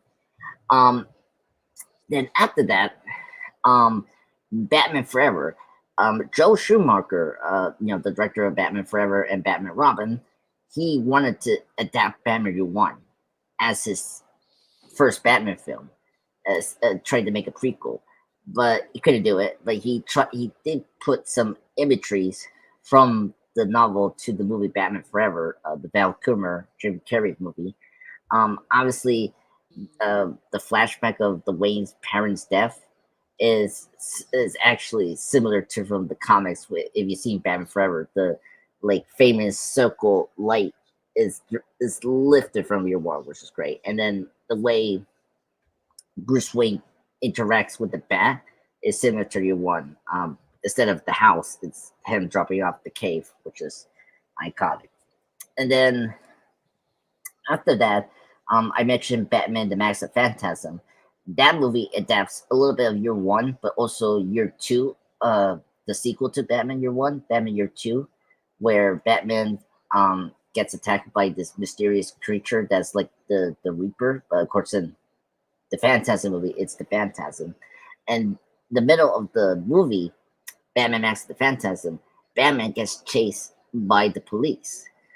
If you've seen the film Batman Mask of the Phantasm, I wish we reviewed that first, because that scene is so fantastic, and it's lifted just like the Year One sequence that we just talked a little bit. And it's again repeated again in Batman Begins with the Tumbler, and it's also repeated again in The Dark Knight, where Christian Bale's Batman is trying to stop the Joker from getting the SWAT team killing the innocent people disguising as clowns. So that was a fantastic scene. And then I brought up the Batman. Matt Reeves say that Year One is an inspiration of the Batman, where yes, it's Year Two, but still Robert Pattinson is playing a young Batman who is in his second year as the crime fighter. And that's it. That's my references of the sort of adaptation of Batman Year One to the live action films. By the way, I didn't address the one where Darren, the filmmaker from Working for a Dream, Darren Aronofsky, was supposed to adapt Batman Year One with Frank Miller as the next live action film after Batman and Robin. But unfortunately, that didn't happen for obvious reasons. you can read his script of that film. It's bonkers. It's crazy. Not the Batman Year One that you're expecting. So it's much darker than Year One, the comic. But anyway, thank you everyone for be patient. I hope you guys enjoyed this. I hope you guys have this very good, informative Easter egg / homage of this, legendary comic book that has affected the Batman lore over the last 30 or 80 years, since that point, and has helped the live action films like greatly, deeply. So yeah, just want to bring that up. How important this story is. Excellent, Thank sir. you, Jack. That changed my entire evening. I appreciate it, sir. Thank you so much. Thank you, 60-minute man. Ah! 60 I'm pissed off. I'm God mad. damn. I'm mad that Cyber can do accents and I can't. And you know what? He sounds like Pee Wee Herman. I know decided that? I'm done the other day. I was thinking about it the other day. I'm like, I'm gonna find an accent coach, bitch. I've never been able to do a goddamn accent in my life. So Well, somebody's that's gotta a help me. fault, is it now, young boys and girls? Yes. It's not fair to be funny and whatnot, and be able to pull off jokes and shit whatnot, but not be able to actually do accent jokes and You shit. can't have whatnot. it all. It's just bullshit. I mean, Can't have it seriously. all. I mean, my humor game would be so much fucking doper if I could do accents. I mean, Well, this is all done just by myself, sir. It's not any training. Hey, we did do some serious research on this drinking game deal, because that could be actually very interesting to advertise. I think it would be really cool. But Drinking games. thank you very much, guys, in the panel. We appreciate you. We have, of course, Gangs of New York to review on Friday, and I believe I'm going to moderate that one as well. And hopefully, I will be a little bit more of high quality with my outlining of the movie. We'll just put it that way. I would rate myself on my moderating tonight at a 4.5, to be fair. Not even a 5. I give you a 7. Nah, I've had 7. This is a lower one. A 5 to 5 maybe. 7. I left a lot of important shit out. I should have highlighted that you had to do it for me. So, but you are my co-host. Anyways, folks, no, we appreciate all of you out there. We hope you enjoyed our review. We love reviewing DC animated films, right? And it's really fun learning about these characters, seeing these kind of things when maybe you're not a big DC fan like Andres is. But moving on to plugs, of course, my veteran content creator and veteran YouTuber Cyberneticshark makes a ton of individual content. I'm just a pop culture guy, makes a ton of individual content, or projects as he calls them, with his co-hosts that are possibly either human beings or chat GDP bots or some shit. We don't aren't sure. Since they don't somehow manage to appear on the show ever one time in this entire year being here. I'm busting your balls, Andres. But no, we want to do plugs. I just want to shout out right now that I'd like to see support for the individual content that Cyber makes and that I'll just pop culture guy makes. He make great content. Cyber is really solid with films and with cinema. That's his shit. It's his stick. He's really good at it. I'm just a pop culture guy. I'm not sure what you're good at, but passion and pizzazz, baby. With bringing that whole Batman fucking wearing an outfit that like a dude would wear like if he was wearing a dog collar, like being walked around by dominatrix and shit. I mean, Andres is good at making people fall asleep with his long 60-minute answers. That's true, sir. There are no 60-minute man moments on the Andres Pop Culture Guy content. Let's just put it clear that way. They'll just connect it with the analytical stuff we talked about earlier. But we'll start off with Mr. Andres Pop Culture Guy because of course he is of course the all-star of every live stream show that we do. So he should be first. Anyway, of course, our logo is on your show though. So what does that say? That's a glitch, sir. Fuck you, anyway, sir. Yeah, well, fuck you. Oh my god, now fuck you, sir. Anyway, You guys so want to hello, fuck each other. Fuck you. Go fuck Selena Kyle, bitch. Yeah, you go fuck Cedar Kyle, that version from Batman Year One, not me. Anyway, my Catwoman is After Kit. She's the We best. know. We know. Yeah, Zoe Kravitz is great. Michelle Pfeiffer. That's woman, darling. Oh god. Anyway, hello everyone. The This is kid would Andreas. have to pay me to bang her. Oh my god. Yeah. Anyway, hello everyone. This is Andreas Pop Culture Guy Channel Presents. Thank you everyone for tuning in for Batman Year One review. This is my channel. I recently posted my last part of Shang-Chi, the Master of Kung Fu. Check that out. Tomorrow I'm gonna post a Lego movie tribute. Yep, today is actually the 10th anniversary for the Lego movie. Back in 2014. So check that out. I had recently The Rock tribute because me and Cyber and Jeff did the movie review last Friday. Great film, great Michael Bay. I mean, really the only great Michael Bay film besides that in his filmography. So yeah, so that's Andres, what the fuck is Star Trek versus Transformers? that's a comic book from was it IW Serious? Oh, okay. I from got the- you. yeah, it's a comic book. Seriously? Just yeah, it's a comic book crossover in the comic books, and Jesus there's like Christ. 5 parts of it I had to make, and it did well. I mean, look at It'll it. each be Yeah, it did. 60 minutes long. I don't know, Cyber. I just the combination of Star Trek versus Star that just doesn't work for me, bro. You think it's Star Trek versus Star Wars, but Star Trek versus Transformers? What the fuck? yeah, How does it make any sense? yeah, exactly. Oh, my subscriber count is 881 subscribers.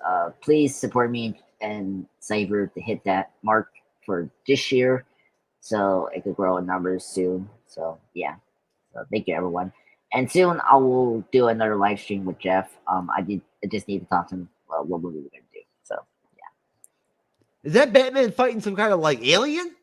Those no, that's a comic book.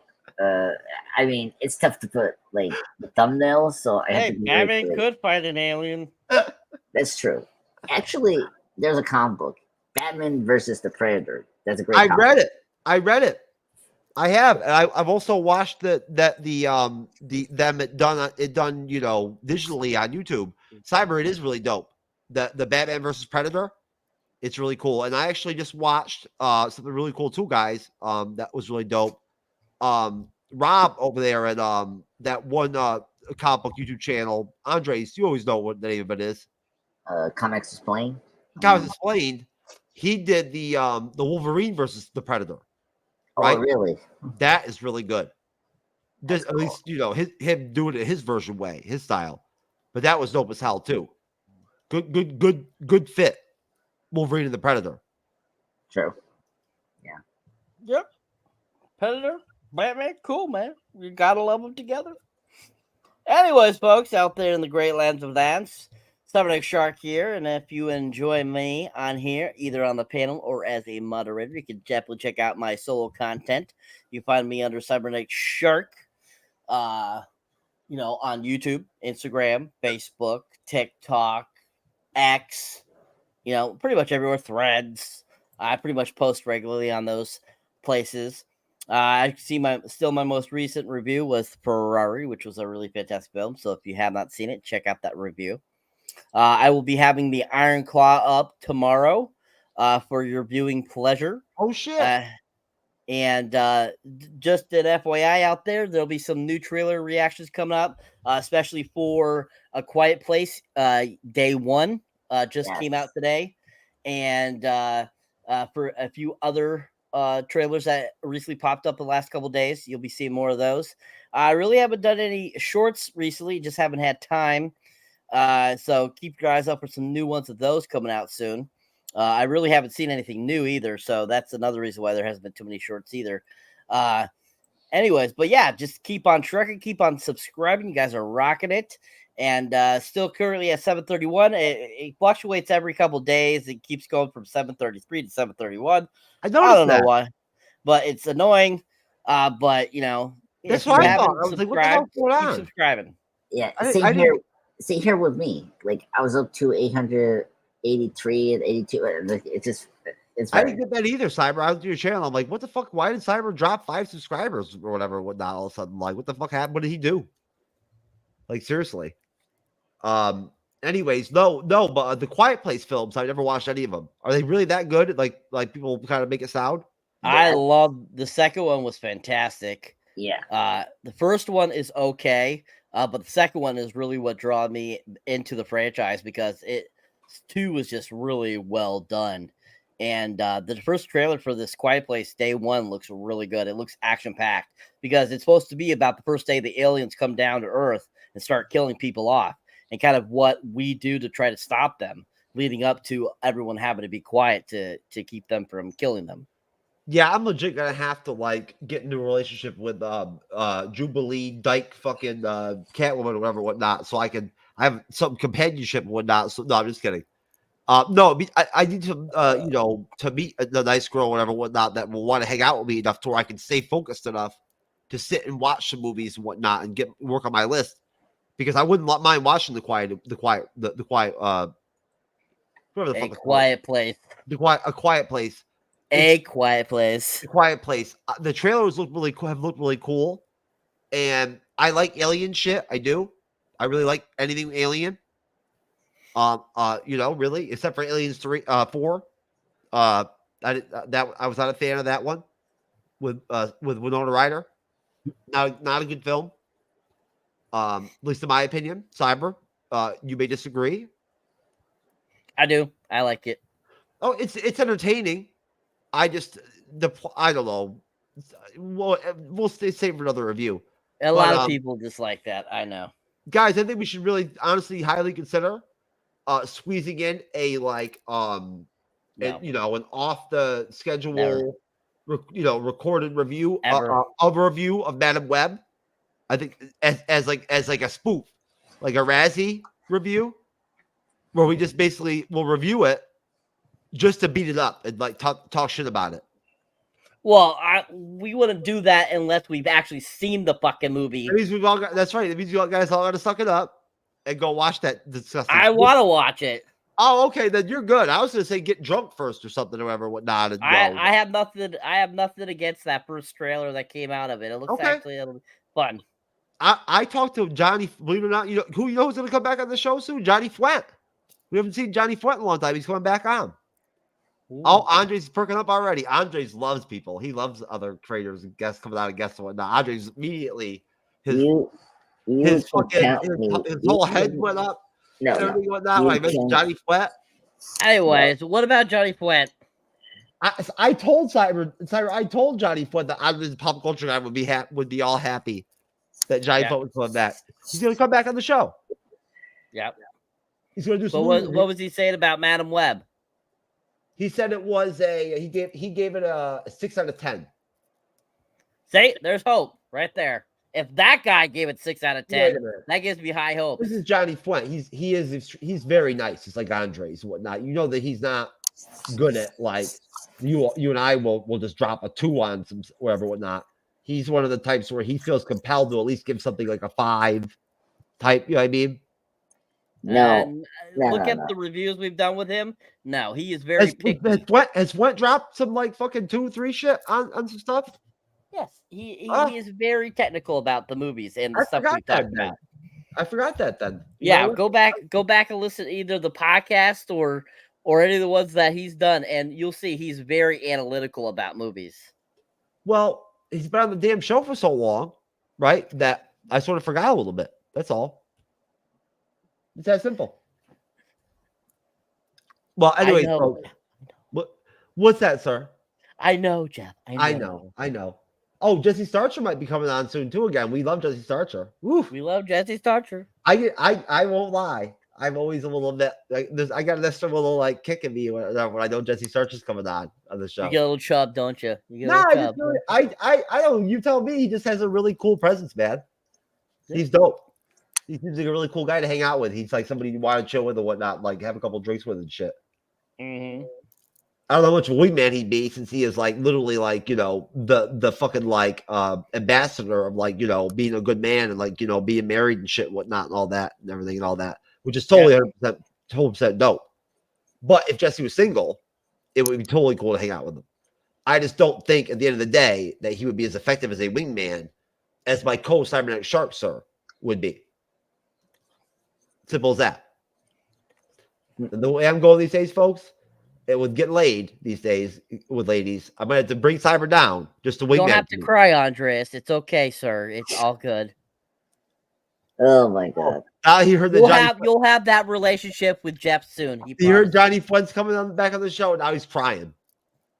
Folks, Argent pop culture guy is passionate about collaboration and whatnot. Everything. When guests don't come on for a long time, and he finds out they're coming out, he breaks down in tears. Look. Jesse, he's a great guy. Love him. You're crying Jesse Starcher. Oh, I get it now. Yeah. Well, I understand that. That's understandable. He's a good guy. I mean, he was in a couple of the Secret Invasion, and he was in. No, he wasn't. What are you fucking kidding me? Jesse Starcher didn't do a single episode review of. We had a whole the same team for Secret Invasion the whole time. What was there another Jesse or something like that? I don't know. Jesse Starcher comes out and does Star Trek with us, or what fucking Star Trek? Star Wars with us. Jesus Christ. Yeah. So what does he do, Cyber? He's done DC animated, several DC animated with us. That's where you know him. It's from DC animated. Yeah, I'm talking about that guy. He does a little bit. He's done a little bit of everything with us. He's been guesting with us for a long time. Yeah, he did Echo with us, right? Episode 2. Yeah, he did. Yep. It was probably our best review too. And guess why? Because Jesse Starcher was on it. Yeah. Simple as that. Yeah. You need to talk to him. He has that energy. Wait a minute. Jesse was in one of the Secret Invasion reviews, dude. He fucking was not. No, he was. The goddamn team the whole time. Yeah, he was with us for we had the first episode, just the three of us, whatever, whatnot, and then it was fucking Kendra, John, the goddamn guy with the fucking audio that was goddamn like the fucking. That was like 3 and 4, episode 3 and 4, and then Jesse was in episode 2, I remember, and then he was in like the finale or something like that. God damn it! No, he wasn't. I'll bet money he's in the Secret Invasion. Come on, dude. Hold on, let me do it right now. We had a tight team on that whole thing. Jesse Starcher did not come on Secret Invasion. It's that simple. He did not do it. You think look? My memory sucks. I know in general, and it's really bad lately, and like tonight in general, you know, this last week. But I'm telling you right now, I know who's on our reviews, and Jesse Starcher was not on. Let's just like take a look quick. Oh no, let's pull it up. Let's pull it up. It never hurts. It never hurts. You know, it could be wrong. It's happened before. See lives.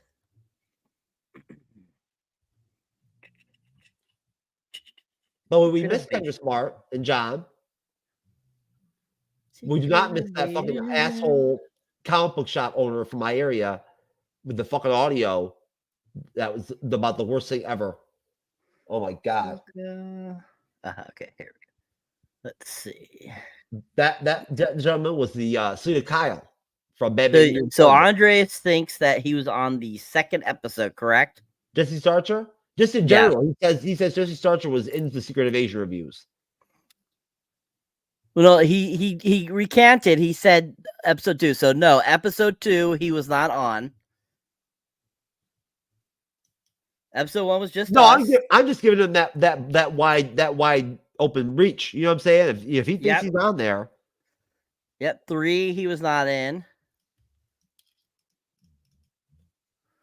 4 we had Jonathan what's his face? Kiddo, what's I can't remember his name. John from the No, you're that you call Kid. Andreas was right. He was in episode 5. No way. Yep. Bullshit. Secret Invasion episode 5. Yeah, it's time. Let's finish this. No way. Yep. I knew it. It was in episode 5. Andres, how much did you say money did you put out there? $1. Oh, come on, dude. $1. You're gonna bet? You're gonna get a bet $1? You fucking retard. Who the fuck bets $1? The fuck is that? $1. Jesus Christ. What, a crackhead? Actually, no, listen. Well, he does know Tyrone Biggins. Yes, I do know. turn on tickets. No. In the Nobody future, bet $1. Nobody No, no. says that. no. In the future, in my timeline, Oh, it's the changed that. Oh, I see. Okay. yeah. So the $1, Oh. if you It's translate there. Okay. the $1 over your timeline, it's actually $1,000. So I bet, and so that's how it is. Yeah, Well, it's actually $1,000 in your timeline. Anyway, Oh. exactly. well, real quick, folks, on the show, True Knowledge must face now the harsh reality of some snippets of our fucking review of The Rock. When it came out on release, This is going to be interesting. on product, probably bought a couple of different versions of it, and then I love Jim. I Jim was watched great. it yesterday for the first time in probably 15 years. Oh my god, I look like I'm fucking yeah, perverted. it was an eye-opening. Look at me, Rewatching it dude. I'm again, like it a was like, fucking whoa, pervert. some of this did not age well. What the But that's me. Yeah, Dude, thank you. oh my Excellent. God. Yeah, No, you don't look perverted. You just look like you're high. people had this on all types of different Bro, types of hold on. type of physical media. I mean, I'm sure it was on Laserdisc at one point. I'm sure, of course, it was on DVD, Blu-ray, 4K, which actually hasn't got a 4K release yet. Which that would be nice. I'd like to see this on a 4K. But I think I remember. I am so tripping, Cyber. I thought you were talking in the fucking actual live show there for a minute. And that wasn't the video. I'm tripping, bro. Jesus Christ. I'm tripping, bro. That's intense. Folks, I don't know if I can handle this whole. Seeing the Laserdisc actually in the late 90s. You You it's got kind an of Emmy? like, You got yeah, an it's like Emmy? the word. It's like the word racist. It just lost all clout, a while back, and whatnot. Now it's almost like, oh, now it's like a good thing. It's like, oh, thanks. I'm racist, great. Awesome. I'll make some content off that. Maybe I'll break out on TikTok as a racist. I don't know. But no, that was actually really good. Great humor as always, and win-win, baby. I love it. He loves it, people. He loves it. All right, Cyber would know all about the Laserdisc technology and shit and whatnot, since he's got all the 4K, 7K, 7 seal fucking DVD versions of everything and whatnot. And all I've got is the goddamn $3 Walmart versions of The Rock.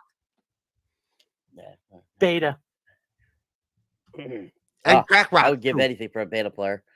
Anyways, Jeff, since you were just talking, sir, your thoughts. What was the first time you watched The Rock? I can't wait. Oh, man. Okay.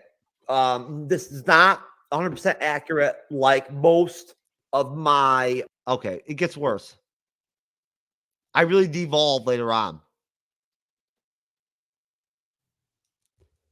Cool, baby.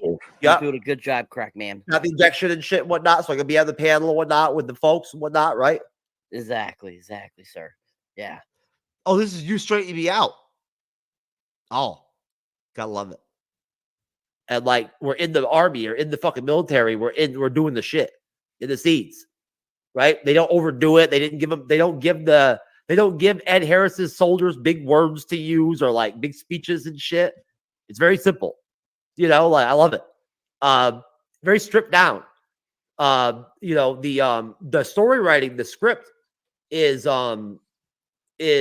very consistent, and it's got its punches, right? There's a little bit of humor that's introduced in what I guess you could say would be after the intro part of the film, right? A little bit from Cage, when we get Connery, we've got Connery at that point, right? No Connery yet? Oh fuck. I just like Sean Connery so much. I just, I couldn't tell whether he was there or not. I mean, he's a legend. No, there's some humor there. Because like Jim said, Nick Cage has that all-around acting game, right? Where he can do humor, effectively and whatnot. He's no fucking Jim Carrey, right? But he could crack a joke. The writing is if it makes sense, Cyber, maybe you could decipher this. It's well done and authentic and not overdone you get to the point where you can have jokes and have some humor in the film in the beginning. And throughout the film, there's some levity here and there, but it doesn't make the film from like, you know, having balls to like your balls got chopped off. And like now you're a chick on Thursday or whatever, whatnot version of The Rock. So, you know, basically, I just want to emphasize again, my worship of Sean Connery, regardless of what part of the film we're in. You know, he is the everlasting Monica Rambeau Award winner of The Rock. And overall, I just want to say more time for Jim, man. I mean, you know, hey, anybody who loves anal as much as me, or even more, is okay USA for me, bro. I'm clear. I'm clearing the lane on the panel for Jim. I was really waiting for thank you to you. pull out. You are currently now 65,000 minute man. What? And Would you say, Cyber? I said, you know, by this point here, you might as well have, you know, gone into Celiquid of something else. But you know, I think it was just like you seemed normal to me this whole time. I didn't see anything bad. I remember there being some moments where I dropped some really fucking like funny but bizarre jokes, but maybe I'm wrong. That's okay. Anyways, folks, we're gonna get out of here. We really enjoyed this review. We hope you did too. We love the MCU'S Bleeding Edge and being on it, whatnot, and everything, and we hope that you love us too. God bless you. God bless our guest panel. God bless Cyberneticshark and Andre the Pop Culture Guy, my best buddies and whatnot. You know, God bless Andre's crying because Jesse Starcher's coming on the show. And God bless goddamn dyke face fucking cunt face Kit, Selena Kyle, Catwoman from the film, who doesn't get the Monica Rambeau Award. Instead, she gets, of course, what else? You already know. Your favorite, the Danny Award. Yep. That only we have because it's so dope. The Danny Award, it's not positive. If you don't understand the symbolism and whatnot in that image, maybe you don't grasp it. It is not good. But thank you very much, folks, and we'll see y'all later. Please. See you Friday. Yeah, please. Hey, come join us for Gangs of New York. It's going to be dope as shit. Come join us on Monday for the MCU'S Bleeding Edge report. We got Escalation animated episodes 7 and 8 to review, right?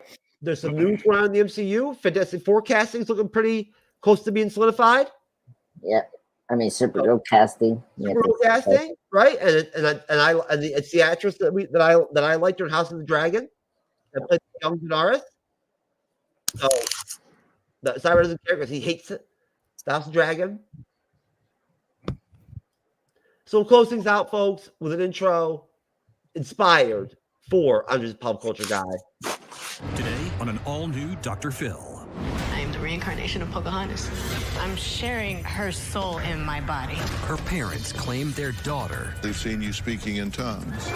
Is violent. I just kind of pulled her over my shoulder, threw her, and then right in the eye. And has issues. This is how you showed up for work. Please help my daughter. You think I'm crazy? Are you sure that you guys aren't just delusional?